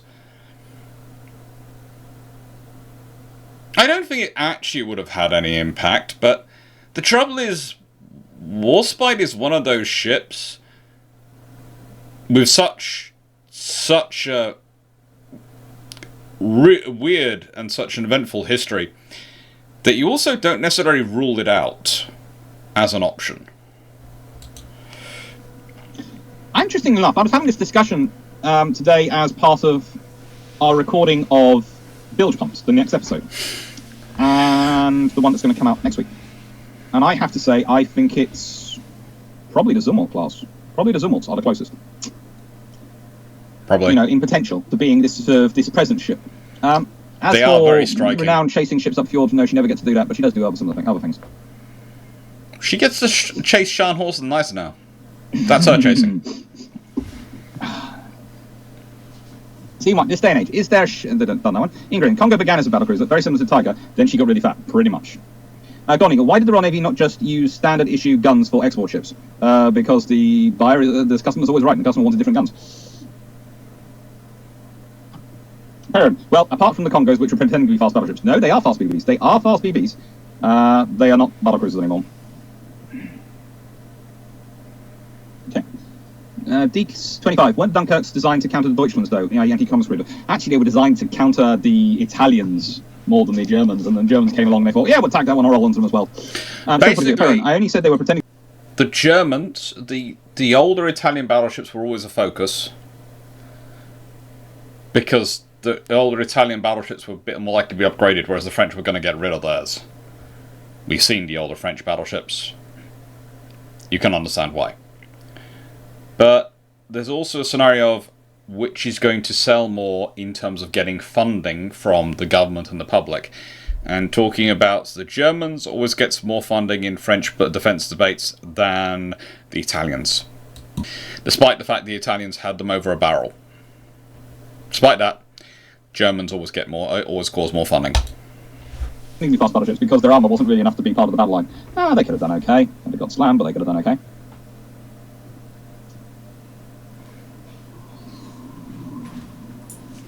It happens. I swear it could be my laptop fan. It could be, but it's not supposed to be. It's supposed. I swear this dog has a pillow homing radar, because he has literally found my pillow underneath the bed. Underneath the duvet, he has found my pillow to lie on. I don't know how he does it. Supposed to manage to work that out, but it does have fun. Could be that's rather than a siren, I'm not sure. I don't really listen to these back because, in the nicest way, as much as I love chatting with all you, I don't like watching myself. It's really bad enough when I have to edit the videos. Really don't. The reaction videos are seriously causing me stress. I do not like watching myself. Yeah. Have you seen how ugly I am? That's not a pretty face to stare at. The fact that all you do it, I presume you turn the screen off. It's kind of, yeah, the fan bearings are going. The fan is a few years old and probably full of dust. I haven't cleaned it out in the last couple of months. Dr. Clarke, I would argue sacrifice missile destroyers to keep Vanguard in service. Yeah, I think no one was going to say do that. Janewith, Dr. Clarke, the Congos gained a lot of weight, but no increase in armour apart from some concrete. Not very useful to see them got to come out. To an extent, yes, but concrete's still concrete. It's like the Royal Navy has water for armour in its torpedo bulges. It works quite well. They gained subdivision, though, and a few other things.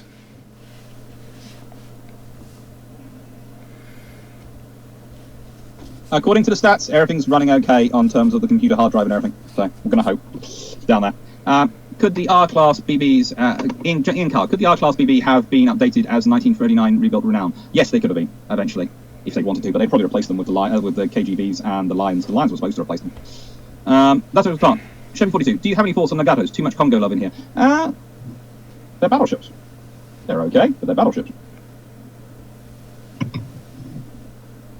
They're good ships. First battleship target production in 1939 was 7. Could be 10 if they refurbished the hull and walls of the factory. Pretty much. But to refurbish the factory, you'd have to stop it working. That's the problem. You have to take the factory offline to get refurbish it, so you're going to lose that. And Hart X-ray. How would the Lexington-class battlecruisers fare if they stuck with that role battlecruisers and not pick a fight with battleships? They'd have done okay as battlecruisers versus battlecruisers. They'd probably ended up both killing each other. Bad Home. How come the RN ended up with so many different types of small guns? 104mm, 130mm, 120mm, and 133mm. I am thinking of secondary armament of the BC and B in conjunction with DDs. Again, it's the different periods in the trunk. They are trying to stabilise on the 4.5 inch, but they're also looking at the 5.25 because that's superior for AA, and the 4.7 inch is lovely because that's been into war years, and then they've had the 4 inch for the NTA. And they So basically, you have the 4 inch inch coming along the 4.7 inch as your traditional destroyer weapons for your anti-air and your anti-ship. And then the 4.5 inch comes along as your, this is going to solve our problems, combine the two together, yay! And it works, it's sort of in between two, has a good enough components, but it means you have all three in production. And while they're all in production, you might as well use them all because, honestly, they're all in production, and that's what you need. So if you were going to settle on one, you needed to settle on one and have managed to conversion before World War II began. The Royal Navy was trying to settle on the 4.5 inch, but Henderson's estimates were it was going to take till about 1944 to do so. So he was expecting it to, he was starting work on introducing that standardization in 1936, and he was reckoning it was going to take 8 years to get around to it. You're dealing with a huge navy to convert. Started off trying to standardise on one gun. Basically, it took a while to first of all find a gun the Navy was prepared to standardise on. Nightcap production, unconventional armour, Royal Navy, water and torpedo bulges, IJM concrete. What did the French use? Old baguettes? Actually, what the Royal Navy did was the reason they used water was because the water didn't count towards the treaty tonnage. Under the standard tonnage, the water didn't count. So Royal Navy using water inside its bulges was a very good way of giving yourself armour and extending it and actually using something quite useful as armour without it counting towards your treaty limitations. Ian Carl, why did the RN stop using Portsmouth and Denmark for cavalry shipbuilding after World War I? Because they weren't building enough cavalry ships. It's quite a simple thing. You're not building enough, so you stop doing it. And you keep them for cruiser production and these things, and then you put the cost of having them, keeping the really massive facilities designed for cruiser, designed for battleship, that can do battleship construction in the civilian market, because they can get going building liners and large merchant ships. Ian Greenlee, super tribal... But I would argue that is actually one of the most stupid long-term decisions. And I would argue that part of the problem Britain finds itself today is that we've basically gone down to a single source supplier. In that, yes, we technically have a more than one yard that's doing it, but if you look at it, they're pretty much owned by two companies. And those two companies, the yards are designed such a way they can't compete on the same orders. So one's going to do the light frigates and the OPVs and things like that, and one's going to do the main frigates, the destroyers, and everything bigger. And you've pretty much, therefore, you've got monopolies. So you can go, well, you know, it's cheaper when it's in the private sector. Why? Because they can spread the cost across multiple customers instead of it all being shared by us. But we're their only customer, and we're not going to buy from anyone else because we're going to buy within country. Well, and this is coming from someone who is. No, I am politically probably centrist, centre to one side. They're fairly solidly right-wing these days on defence, and that I actually want to spend a lot on defence. So it's always an interesting contrast. But economically, I prefer things to be private than government controlled.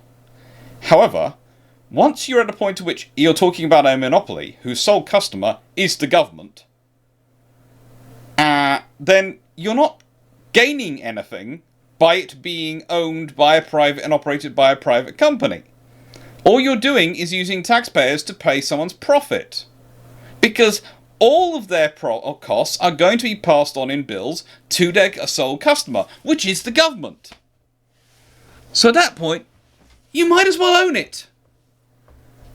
Then you don't have to pay the profit margin. Yes, you have to pay to keep the stuff going in peacetime. But you have to pay to keep it when you're not building. But you have to pay that anyway through the amount of money you pay them when you are building. It's cheaper.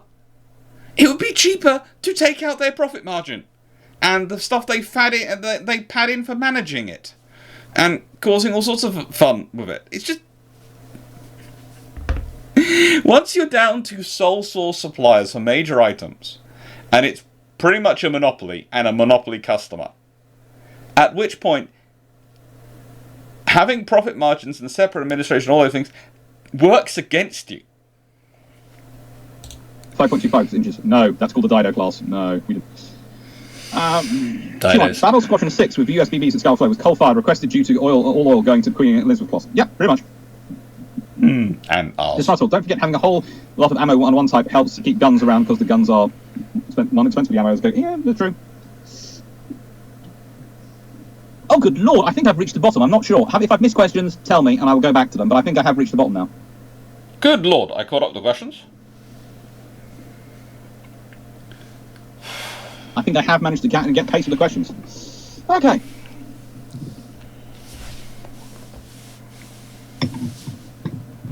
Let's see what comes next in terms of questions, and then we'll decide if we're going to if it finish were this fresh water, it early would even help buoyancy before we get to the end. Yeah, but it's very rarely fresh water. Because usually it was seawater, ballast water. Video is heading for 3 hours long, and I have at one point they tried to theoretically using as their firefighting mains. Got another 40 minutes to go. Ian Green, I joined 30 minutes in, and the stream has only just caught up. Okay, I shouldn't. I'm going to look. How long have I been broadcasting for, and how long did it take me to catch up? Oh my. There have been a lot of questions. In my defense, there have been a lot of questions. I love you all, but there have been a lot of questions. I'm not used to it. I just give up. I just drink the iron brew and keep answering questions as long as I can. Right then. Don't even try to catch up now. First of all, do you agree that the Kirov missile cruiser is a terrible idea? Not if you're the Russians. It's a terrible idea if you're the Americans, but it's a good idea if you're the Russians. If you want to make a ship which can destabilize your opponent's tight budget without causing yourself too much trouble, the Kirovs are brilliant. Yeah. They basically turn up. They'll go, do you really want to take a missile the size of a bus heading at you? No. So they work. They work for the Russians. Nightmare production. Not battlecruiser question, but what were the plans for the Iron Duke if it hadn't been bombed at Scapa? Is there anything it could have done military? What's helped from the Bismarck incident? Okay, before we get on to that one, let's talk about the Russians and the Kirovs. They are a great offset strategy. But don't think about it as a wartime offset. Think about it as a peacetime offset. Because those you can actually send into harbour. Yes, they got pretty much everything is... Okay, it's not off the shelf, because some of it is new stuff that's developed, and it goes along, development goes along them. But it's effectively, it's not using anything they would have been already working on for other ships and other systems. Just more of it in a big, big wrapper. Turns up, and looks big and scary. And people immediately go, well, what's America got that's equivalent to that? You know, because their carriers don't come into harbour, etc. Because they're not stupid. They're not going to send a nuclear-powered carrier into a harbour. It's the most at-risk place. That's why the Americans reactivate the Iowas. Because what's going to trump a battle cruiser which has a load of missiles, but basically looks like it's carrying a load of boxes around? Something with big, sexy guns. Oh yeah. Look at that. Look at those 16-inch guns. Oh. It's entirely psychological. We know in our heads that the missiles are more powerful and more useful and more scary, because they can have nuclear warheads and all sorts of things, than the guns. But you see the 9 16-inch guns, you see the Iowa looking at you with all those sinewy lines, that glorious shaping, all those things, and you just go, oh, yeah.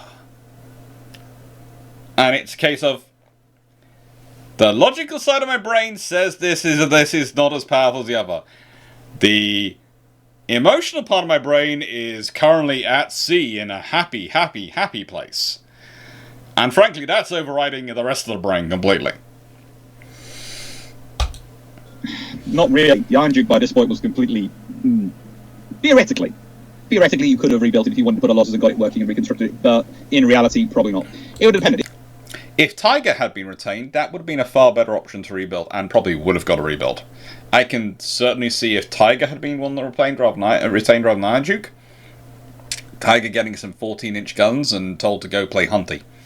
If the Royal Navy had lost a lot of battle cruiser ships, or had decided that it really needed an extra aircraft carrier, I suppose it could have possibly converted it, but that would have been very, very difficult. In the end, they'd probably prefer to just build a carrier, probably easier. Iron Duke, not a good carrier. Not a good carrier. Ugh.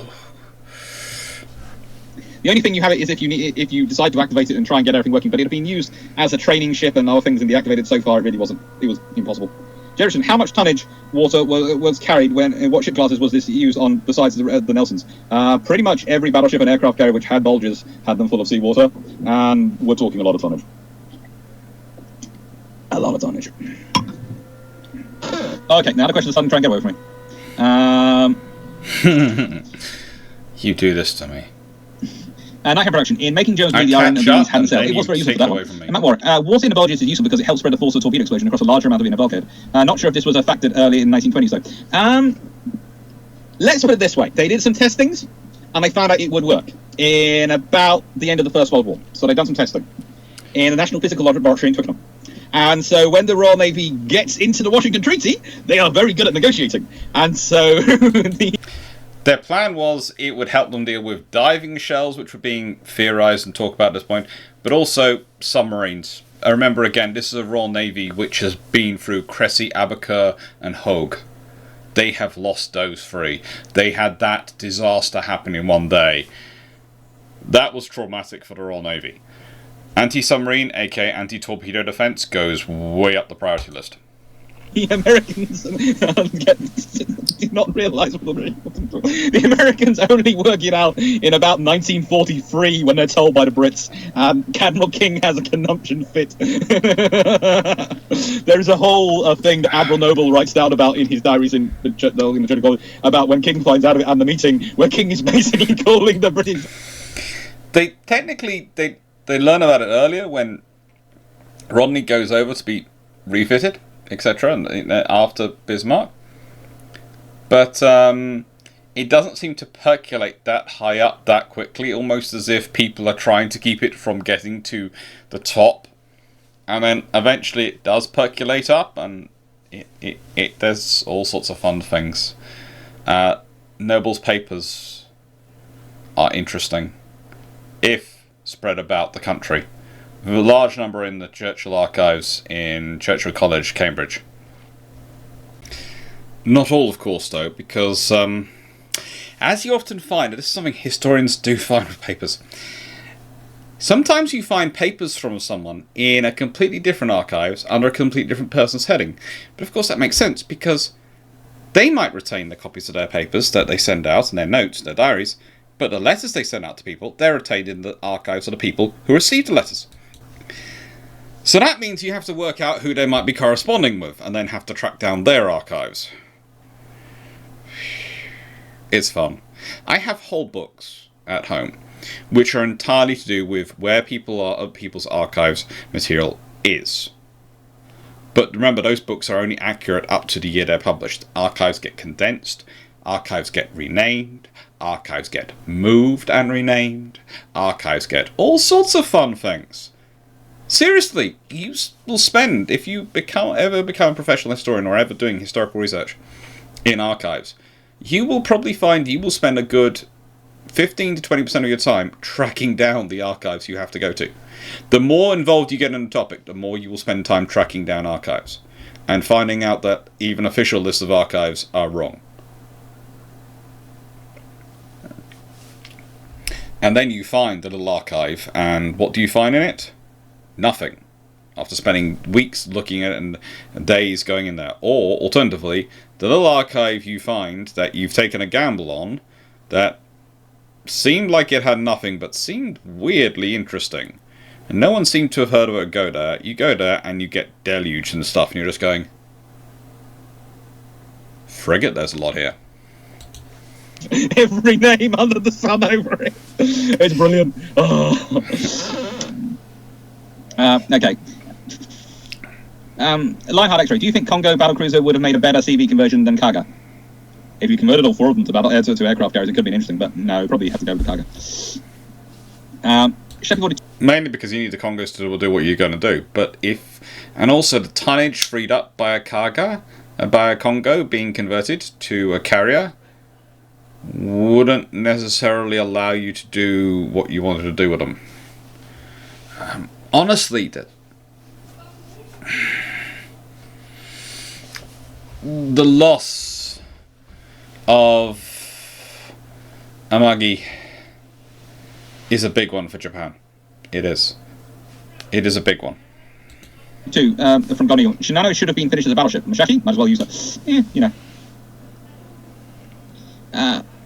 Frosty, I've read that the French Algeria had coal bunkers even though it used oil-fired boilers. The coal was used as armour, as fuel tonnage, did not count against treaty defeat. Correct! That was the other joy. Fuel tonnage didn't, can it? So you could use coal, all sorts of things as armour. It's brilliant fun. I don't think... I was still... Because remember, treaties are all structured around a thing called standard displacement. And that's just fun. It's the most artificial thing known to mankind. But the British are the ones who managed to get it proposed and come up with it, and it's all written to really benefit them. Think about the treaties. You always have to check the writing of them, because sometimes you'll get people walk around and go, we won, and sometimes someone will walk around and go, we lost. But then you look at the wording and you go, the person who's claiming they lost actually won, and the person who's claiming they won don't realise what they lost. The naval treaties are like that a lot. That work. Night Herring introduction. Just to add to Dr. Carl's response, there was a brief discussion about returning Iron Duke to frontline service, but I believe it was rejected on cost grounds. Not worth it. Yeah, pretty much. Jeff Bueller, the Congos had more operational range than other Japanese heavy units, hence only they could hit Guadalcanal. The 4 other ships went into reserve until later because of this. Pretty much. I feel it's too many missiles, too big was it in one place, and a good hit wipes out a large amount of good offensive power. It does reduce coup and operation costs. Yes, but also in nicest way, the Soviets, they need something which is a big status ship. And they're not getting aircraft carriers in enough at the time or in enough numbers, so it's a big status ship you can send around the world, and if it gets lost, it's not a big loss. Bad Home, do you think it's more likely that battle cruisers will become a thing again, or will it be gun cruisers? I'm thinking railguns and such. I'm thinking cruisers more than battle cruisers. I'm not sure whether they'll be called cruisers. I think someone might find a way around them, because cruiser carries these imperial connotations, but I think they'll be cruisers. There we go. They might even eventually be battle cruisers as they get bigger and someone seeks the status. I can think of a few nations who are that way inclined. Yeah, I call most of them on escorts, I classify as cruisers. Jeff Bueller, purpose-built carriers always cheaper and better than conversions. Pretty much, yeah. Ian Clarke, HMS Centurion was mocked up as a KGV in North Africa. Was this the only signal used prior to D-Day? There were a few which were mocked up as various things, you know. They did all sorts of stuff.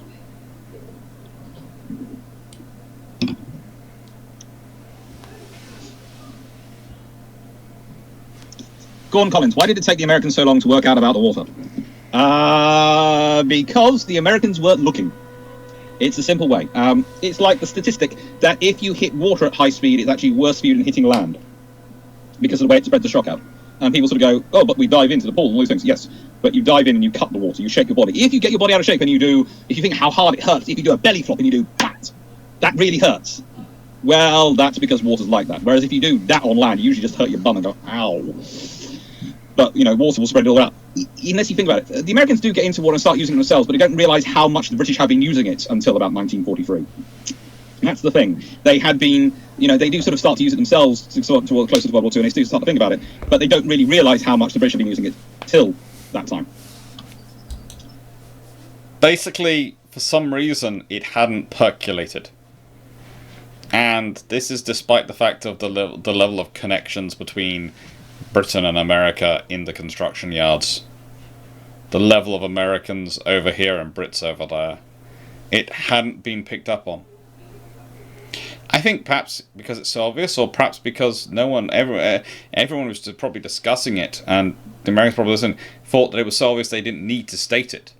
I do sometimes wonder if it's literally that they're not looking and it's right in front of their faces, so they don't see it.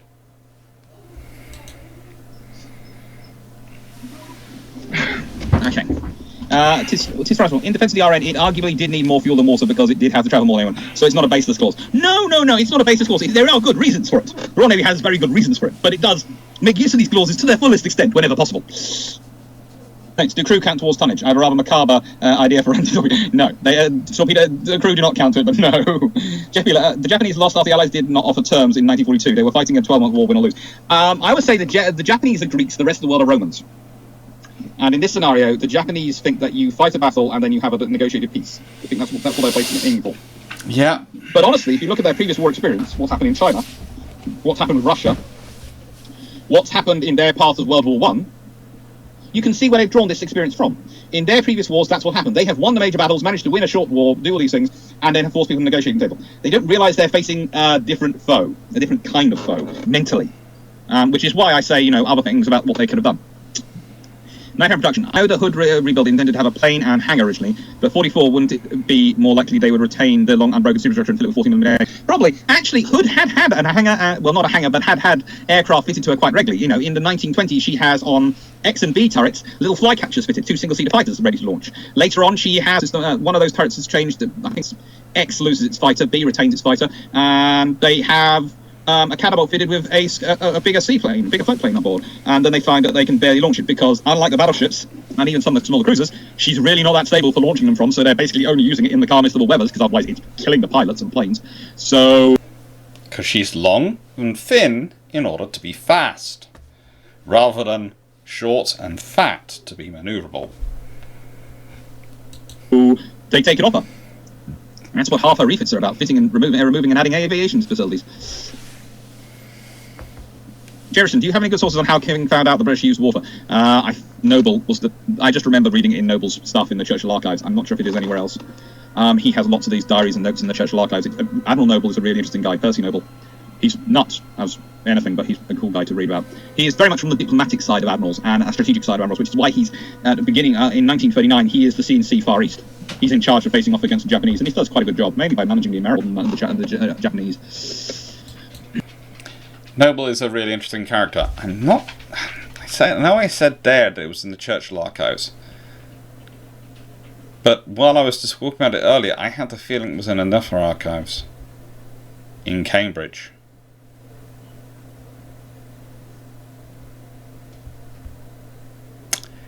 I will have to go back and check my notes. I might have checked my notes before this live, so I might be right now in the live and wrong now because I haven't got my notes with me on that one.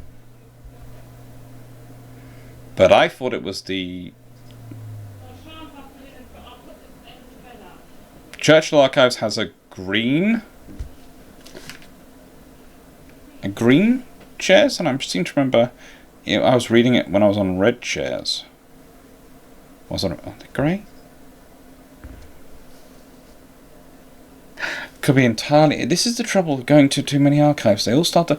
Churchill Archives is the one where there's always good cake, though. Always good cake. I'll have to look into my notes. Too many archives.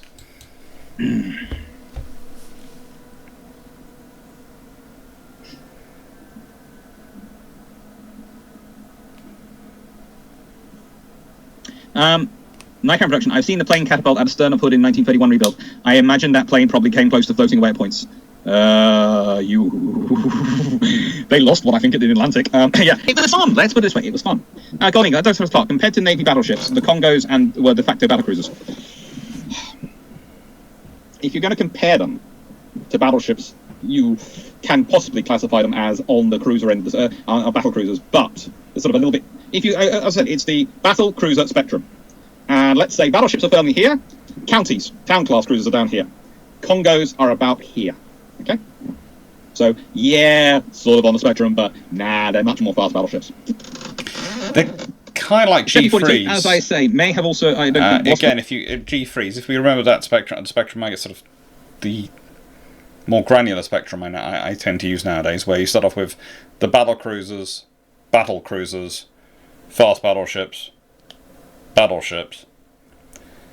If you go there, and if you remember correctly, these are sort of the battle cruisers, and I said the G3s are about there, the Congos, after their modifications, are about here. So I say they are closer to fast battleship than battle cruiser, in my view, after their changes and modernizations, which is why I call them a fast battleship. Was seen as a particularly useful player. No, she wasn't. She really wasn't. She tries to be. She just tried to be. People try to be effective carriers. It's quite cute sometimes, them trying to be.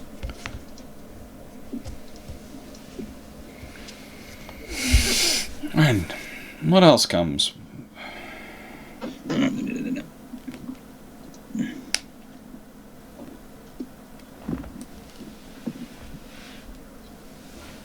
You know, this is from the 1929 exercise. Hopefully, trade that for you. And these are the 1929 exercises, which remember I've already discussed as part of the whole discussion with looking at the exercises thing. I noticed the remarks of Vice Admiral commanding Battlecruiser Squadron with regard to the relative value of battlecruisers and fast battleships are generally concurred in. It would appear from records the Blue Advanced Forces honed their reconnaissance at the same time, and then similar reconnaissance to Red, until later period. It is agreed that more exercises are necessary to obtain data on which to have a decision. It is considered these exercises should be strategical as well as tactical. In this consideration, the design of new battleships is not without significance. The ersatz Perusan have a speed of 26 knots, and endurance of 10,000 miles at 20 knots, and a main armament of 6 11-inch guns. If this design even approaches success as a standard displacement of 10,000 tons, it may be followed by other nations not necessarily limited to such a tonnage. The necessity for battlecruisers may therefore become more evident in the future, and we should be careful not to lose our present lead in battlecruiser design. It's all economic warfare. Battlecruisers are fun, and this is from the 1929 exercises. Remember, after those very nice war game rules are put in. Battlecruisers are always associated, as I've said, with the economic war, with trade protection, with also trade interdiction. That's what they're there for. So that's what you have to ask yourself when you're looking at the Congos, when you're looking at all the other scenarios, all the other ships, going, what are they for? Are they for fighting battles with other battleships and other capital ships, or are they for economic warfare? And if they're for economic warfare, if they're designed to maybe engage with cruisers or smaller, but mostly to fight, mostly to not fight battleships, but they are the size of battleships, they are probably battle cruisers. And what should we do? Shall we carry this on? How many more? It's another 24 minutes. Goodness me, how much longer will this video go on for? We are up to 3 hours and 10 minutes so far.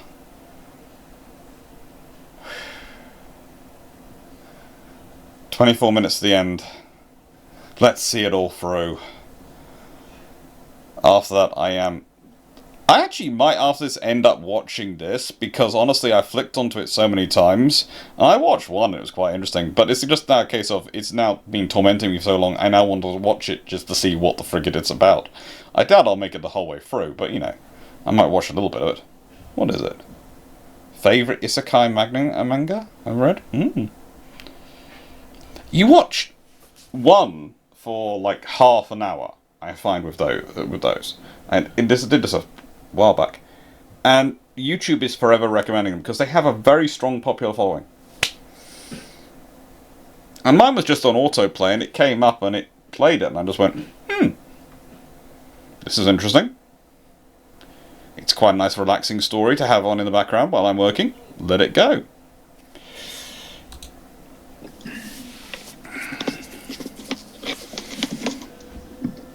Okay, right now I've got questions coming up.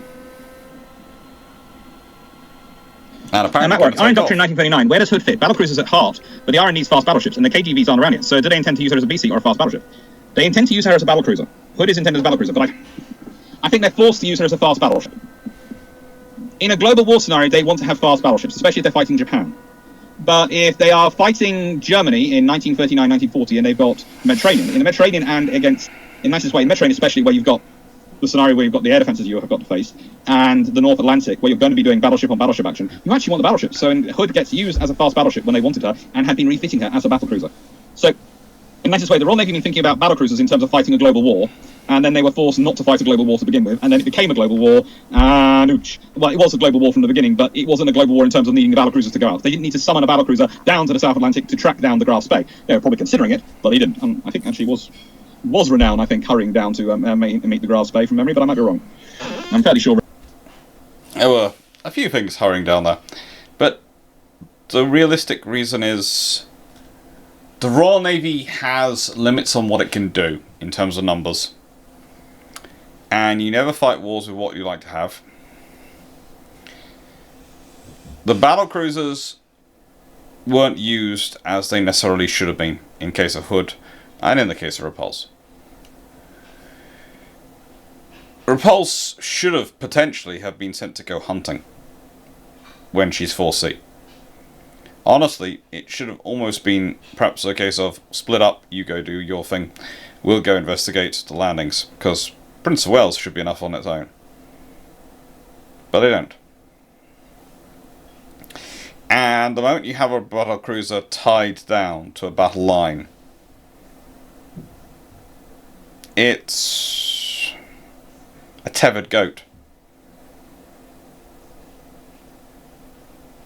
It's easy meat. Unless someone is sitting there to defend it, And the trouble is, there never is. I'm fairly sure HMS Ark Royal was. I think it was Renown as well, but I'm not sure from memory now. Steve Mike, the thing is, were they more BB than cruiser? Good balance, speed, armor? I'd say they're heading towards the battle end of the battle cruiser spectrum. As I said, battle cruisers are a spectrum. Battle cruiser. And the ships fit somewhere along lines.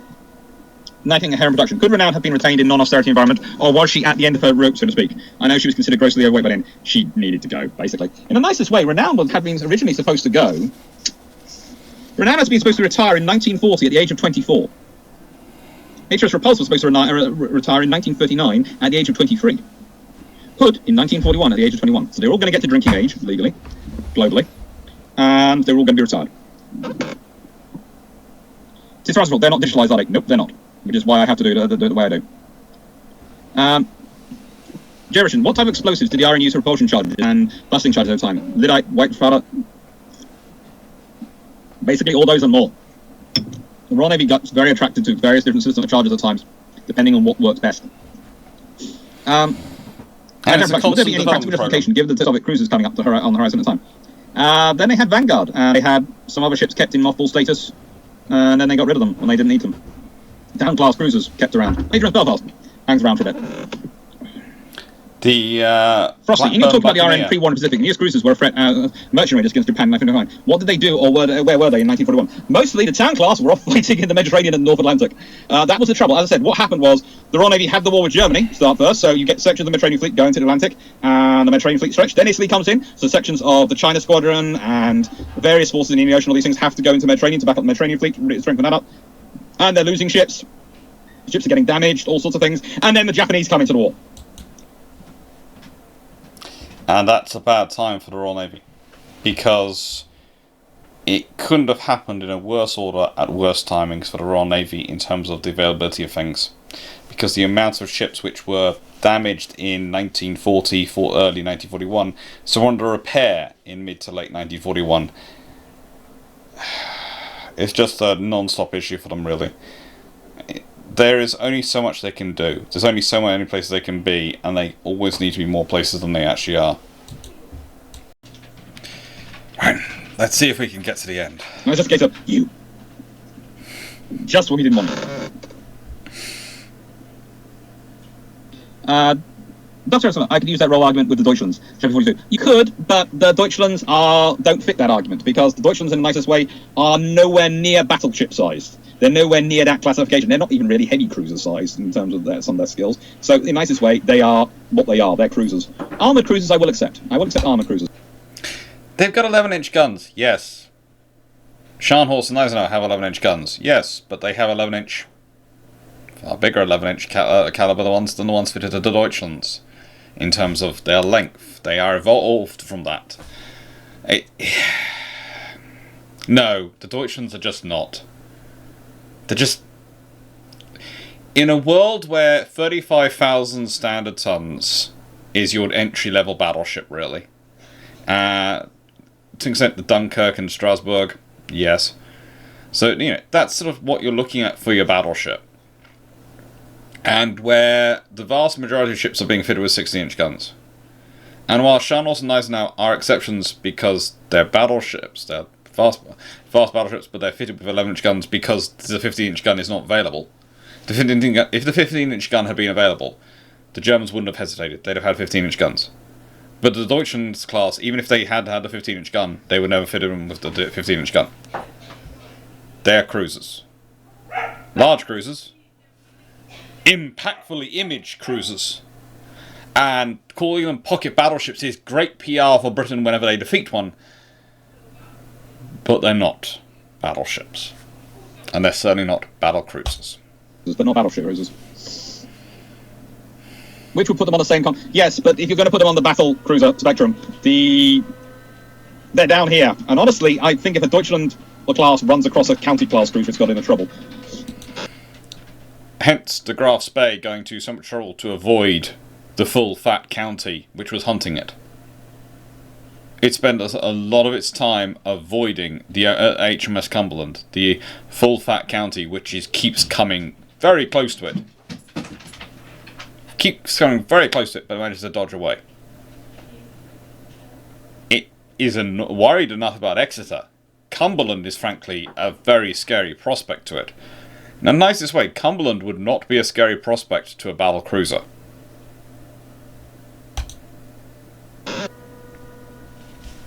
Jeff Beeler, Exeter and Mauritius were in the Far East in 1941. Most CAs were seen to have been high sea ships. The Japanese getting Vietnam messed things up. Yes, but also, okay, so Exeter is a Type B county class cruiser. So she's not for economic warfare in terms of going offensive on it. She's for defensive economic warfare.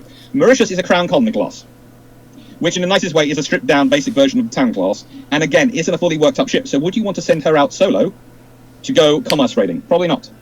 You know, in the nicest way, it's not really what she's for. It's what the Towns were for. The Towns are much bigger.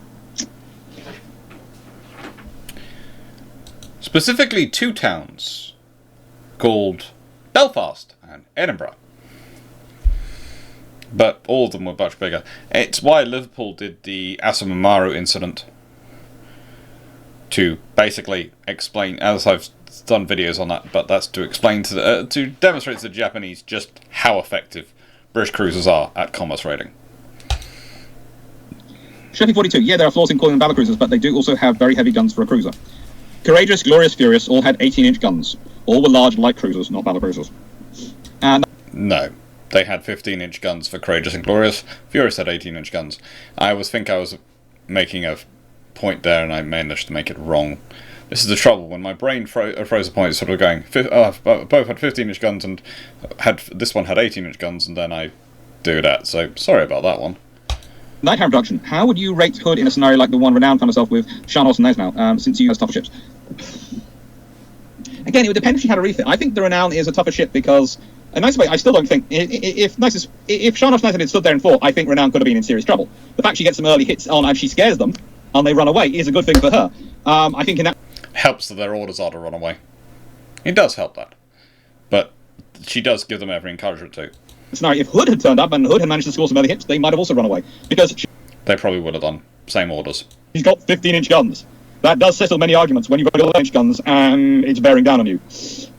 And you don't manage to hit it and it's managing to hit you. But I don't think Hood would score the same hits to Renown, because I think Renown had been updated and had stuff. Renown did have better fire control at this point.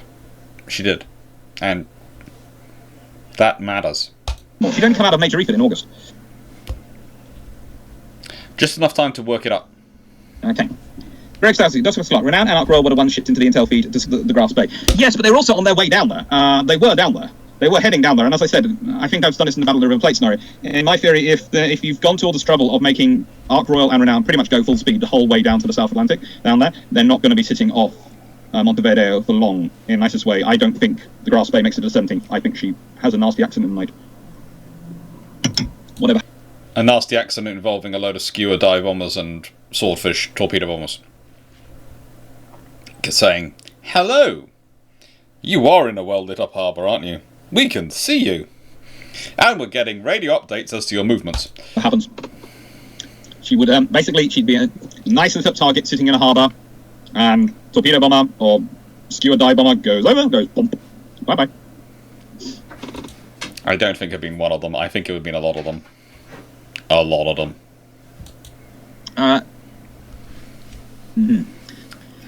These Russell battleships become obsolete after 45. The advances in other areas just didn't make them useful, but they're still very expensive. Not so much as... They're still useful, and they're not really obsolete, because they can still do a lot of fighting. And a lot of the capabilities they have, other ships cannot replicate. But the thing is, when you're looking at those capabilities on a broader spectrum, it's an expense to maintain this for its niche capabilities versus the carrier for its broader capabilities. So you go with the carrier. Jeff Beeler, naval warfare refers differently these days. No role for a big ship with a big crew and big guns. Nice target for missiles. Railguns and lasers made revolve this around again. We don't know. Shamsaka, Dr. Clarke, with hindsight, what are your thoughts on completing the Admiral class as originally designed with Tiger levels of armour when they were used for trade protection? No. Turning 343. Tuning 343. This is nothing a post-World War II BB can do that a monitor couldn't do better. Both were not built after World War II. Yeah, that's arguable, yes. Ben Grogan, Dr. Clarke, did the Japanese use of the Congos inform development of the Iowas? To an extent, definitely the Americans were keeping an idea on the speed and how they're going to use them. Ian Carr, how much quicker would Renown have been in the water at the end of her career? Slower, I think. And yeah, slower she was. Chevy 42, Dr. Clarke, yeah, armoured cruiser seems to fit better. I'm honestly just going with the role argument. I don't actually consider them battle cruisers. Please do. Thank you, that's fine. Greg Sadowski, you're safe, Chevy 42. You will be invited back. Greg Sadowski, Dr. Clarke, would they bomb her in a neutral port, though? It's the Royal Navy. Outmark incident. They went up in a neutral nation. Asamamara incident. They took a Japanese cruise liner and held it hostage for about an hour, a couple of hours or so on the high seas, not far from Tokyo. Inside, nicest way. No, waters. they do it. And they'd apologise for it afterwards. And also their reason would be, they'd say, but you said it was supposed to leave and you couldn't enforce it leaving, so we were helping you out. That would have been their argument. It might not have been a good argument, but their Royal Navy have a long policy of it's better to beg forgiveness than ask for permission. And it will probably be backed up by, here, have some money for some development and things. You know, the British have Millington Drake in there as the ambassador, and frankly, he will achieve many, many things which others would fear to try for. He will do so. They'd have done it, and then they'd have begged for forgiveness. And in the nicest way, the Uruguayans would probably have gone, well, yes, would injured party, that's terrible, da-da-da-da-da, but what are we going to do? It's the British. What can we do? They control the sea. We like to trade with the rest of the world, so we need to keep the British on side. It's not as if the Germans can come and help us. So the early I-class battlecruisers are more like commerce raiders, protectors. Yeah, that's what they are. The Lion class and Gem battlecruisers are more fleet recon screening. Is that correct? Yeah, broadly speaking. So it depends if they're on the battle or the cruiser end of the spectrum, because that's what they are. They're a spectrum inside this between battleships and cruisers. So don't think of it as battlecruiser as a ship. Think of it as a spectrum. That's what you have to deal with. Jeff Beeler, by 1945, renown was in semi-time waiting to see if the Germans wanted to come out, but transferring most of the 4.5s to new carriers. Sign things were winding down for it. Yeah, pretty much. By 1945, yeah.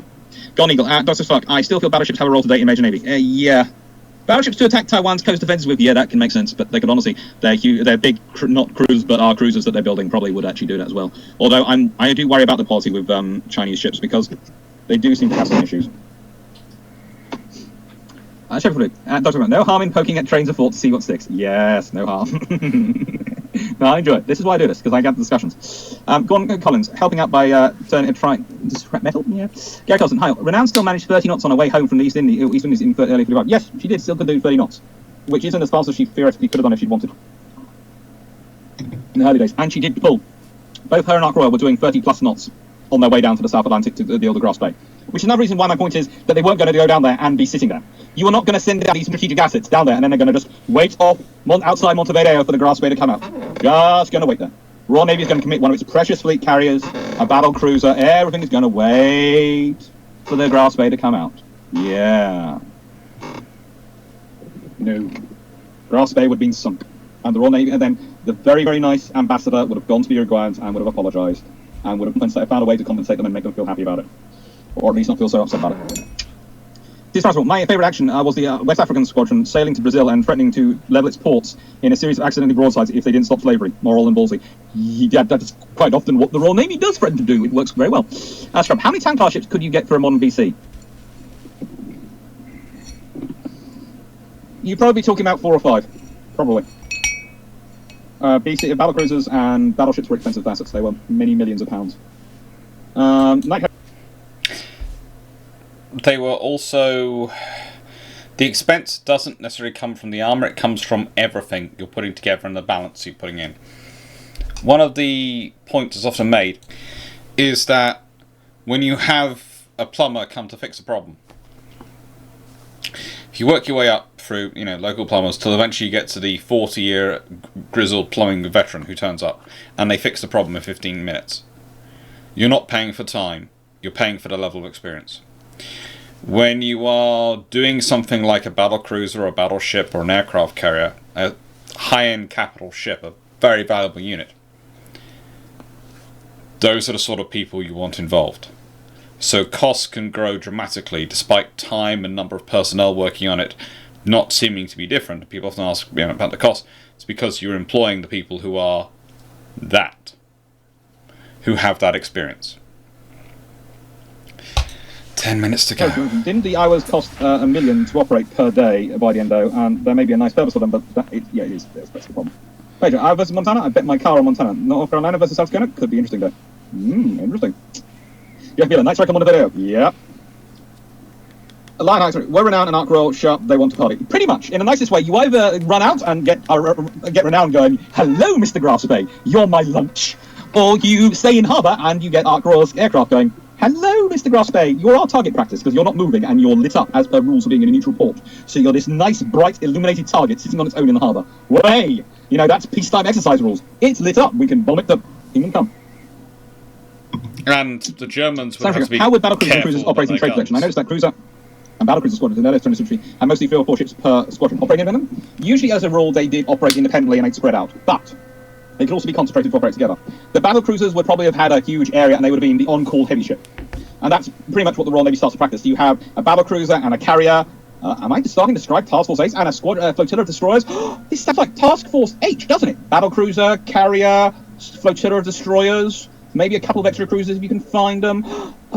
But Task Force H was this scratch force which was just formed randomly when war began. Yeah, I'm the Queen of Sheba. Basically, the Royal Navy had worked out that for trade protection, you had the carrier to do the wide area searching and finding. But until the actual carrier aircraft got good at killing things and being reliable for killing ships, you had a battlecruiser there as well. So if anyone did cause you trouble, well, they just had the fun coming to them, didn't they? It was just going to be fun times all the day long. Because you'd have aircraft torpedoing you, you'd have destroyers going, howdy, and you'd have a battlecruiser going, bom, bom, bom, bom, bom. It's a mobile party. But it's true. It's one of those things. The amount of times I will see books repeat the lines of Force H was a scratch force randomly thrown together, and I'm sitting there going, I have this exercise task force from this year, an exercise task force from this year, an exercise task force from this year, exercise task force from this year, aircraft carrier, battlecruiser, 1 to 3 cruisers, flotilla of destroyers, aircraft carrier, battlecruiser, 1 to 3 cruisers, flotilla of destroyers. Then you look at Force H, aircraft carrier, battlecruiser, 1 to 3 cruisers, flotilla of destroyers. I think there's a theme going on here. So yes, it is a scratch force in a way, because they're pulling it together. But they know exactly what size force they need to pull together. They're not just pulling together what's available, they're pulling together what they need to do the job. And they're taking it from what's available and what they decide they can make available. And that's the important thing. It's what they can make available. Okay. Deeks 25, does gun caliber give any indication of how battle or how cruiser or battlecruiser might be? Or is it pure roll one should consider? Pure roll, because often they'll go with whichever gun caliber the battleships that are being built at the time or already having. It's cheaper and it's easier to just build more of the same gun type than to build several different ones. Ben Grogan, Dr. Clarke, my notes, it's an argument for return of ship-to-shore support gunnery. Only the Germans start to really go weird on that front and try and put a tailored gun for each design in there. And, yeah, that's the sort of some of their later ships. That's probably some of the reasons why they don't get finished. Could you not mount several dozen field artillery or an LH these days without specialised ships? You could, but honestly, naval gunfire support has never really gone away. The Royal Navy had learned its lesson in the Falklands War, and very quickly every ship since has had a 4.5, and they're now looking at going to a 5-inch. That should because more people are producing that ammunition type. Strub, if you could get 4 or 5 town class, why not build more of those so you'd be in more places at once? That's what the Royal Navy pretty much was doing by World War II. That's what they were doing. But you also, when you've got tonnage limitations of how much destroyer, how many ships you can build of this type, you build the tonnage limitation and use the tonnage you can. It's like the tribal class destroyers were baby light cruisers. The back pocket cruisers, I call them. You have your battle cruisers as your really massive cruisers. It's the cruisers which are important to the Royal Navy. Pre-CV conversion, I consider the courageous classes. So why I often find it when it's funny when people try and tell me the Royal Navy is a battleship navy and it's battleship admirals. No, it's a cruiser navy. It is a cruiser navy and it's cruiser admirals.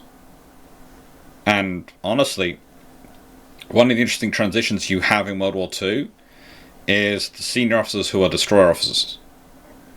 If you consider where the destroyers came from in World War I, from where they were in position standing to where they were at the end of World War I, and then you look at the senior officers in World War II, they're destroyer officers. If you look at the officers in the interwar years who are running the Royal Navy, they're cruiser officers. People go, battleship officers. Well, they're not. Battleship officers you get running a Royal Navy in probably... You can sort of argue some of the ones leading up to World War I are battleship officers, but honestly, again, quite a lot of them have a lot of cruiser experience for battleship officers. Spend a lot more of their life in a cruiser than they have a battleship. And in World War II, it's definitely cruiser officers that are running the Royal Navy on the run up to World War II. And then during World War II, the officers who are being rapidly promoted are destroyer background officers.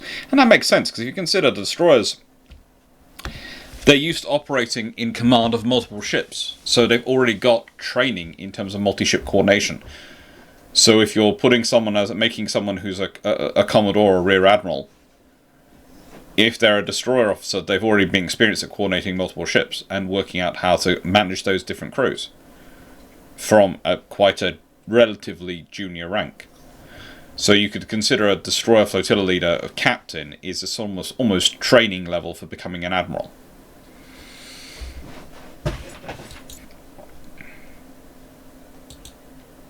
Large cruisers than battle cruisers. Yeah, they are. They're large cruisers, not battle cruisers.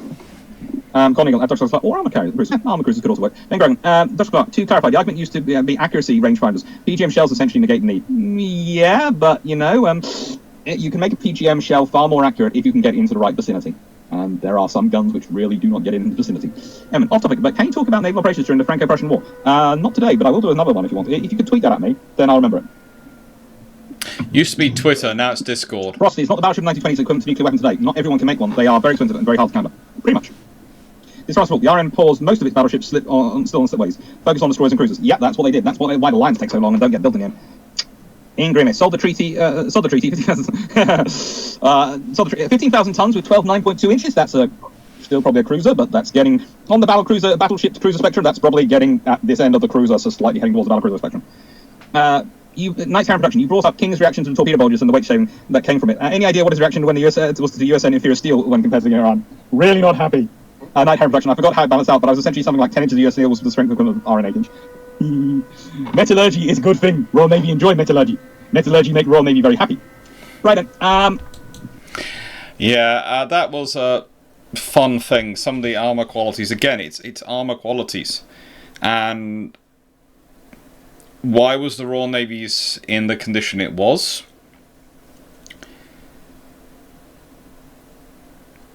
It's all down to the some of the qualities of materials they're using, but also it's down to the level of institutional memory they've been able to build up. The Americans, you have to remember, go through two build-ups. They have their build-up prior to World War I, then they have and that hasn't really bedded in. And then they have the treaty system, and all infrastructure's collapsed, and they have to build it up again. The British had a far longer-term build-up. They built a far greater depth of industry and infrastructure. And then, yes, it collapses, sort of under the treaty system. But they get to build Nelson and Rodney, so they get to cement some ideas in and train some people up on Nelson and Rodney's armour. And they've got the counties running. And of course, the counties have a lot more armour produced for them than is officially produced for them, because suddenly all those 4-inch plates, which fit exactly where they're supposed to go, appear. Just in a store, in a warehouse somewhere. Just amazing. And this has allowed the British to achieve just that little bit of better quality control. And that, it's amazing, a little bit better quality control can have an outside impact. Just from maintaining that institutional memory that much better. But the Americans soon managed to overtake that by just pouring more money and building up more infrastructure and creating competition. And these things don't last. These things are always fleeting. It's always swings and roundabouts. So I'm hungry, and my tea I can smell cooking downstairs because it's in the oven and it's been nicely slow cooked in a casserole in the oven. And I've got a pizza which I've got to put in the oven. I'm going to say any more questions before we call it an evening. It should be a pasty considering I'm in Cornwall, but I couldn't find a decent all meat one. They all seem to be vegetarian pasties today when I was sorting them, so that was a disturbing experience. But the houses were good today. But I've got pepperoni pizza, so yeah, put that in the oven soon.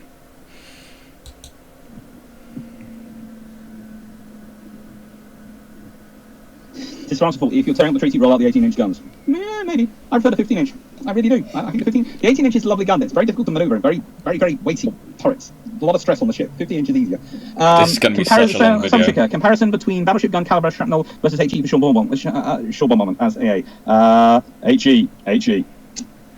Right. Green, mate. Iron brew marinade in the casserole? No. One does not waste the precious iron brew. One drinks iron brew. One doesn't waste it. It's precious. It's precious. Oh, Right. I'm such a goof sometimes. Vitron, how more capable West's Long Breach CGN-9, as refitted as a British cruise, be compared to Ticonderoga Buck, would have had an 8? I admit during COVID, seriously, at certain points, I was wondering if I was going slightly off of normal because of just not going out and not wandering around. I'm so used to going to archives and things, I didn't really think about it as social interaction because you barely talk to people. But it's a change of variety of environment. And during COVID, I was day in, day out in my room like many others. And working in that space and sleeping in that space, I was spending at certain points 20 odd hours a day in that one space. Work, everything combined, barely leaving it.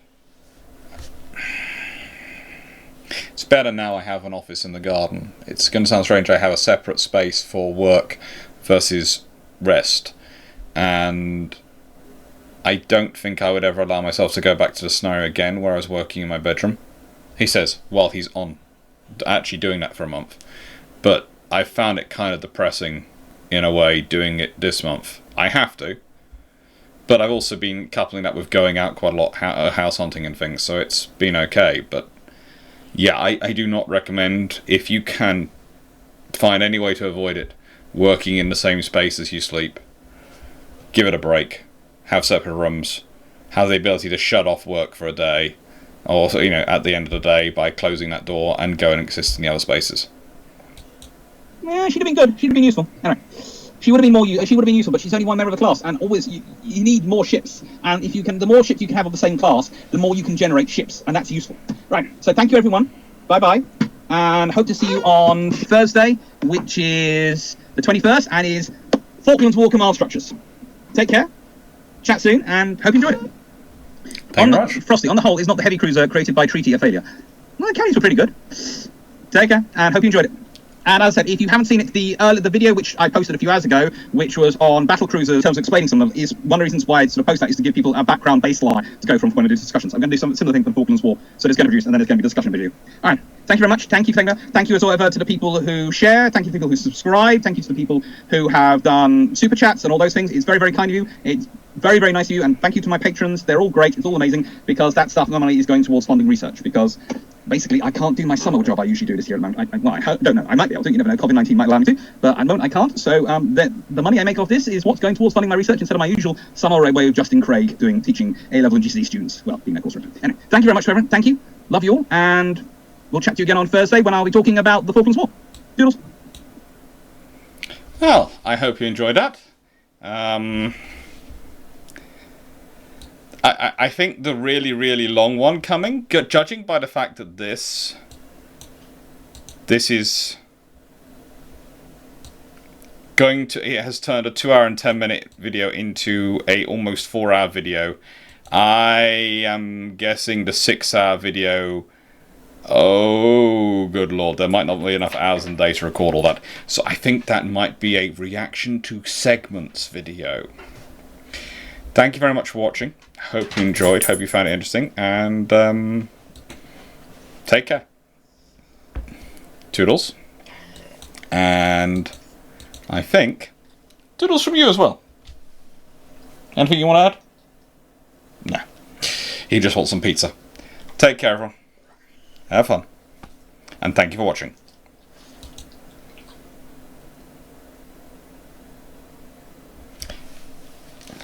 Pizza. Pizza.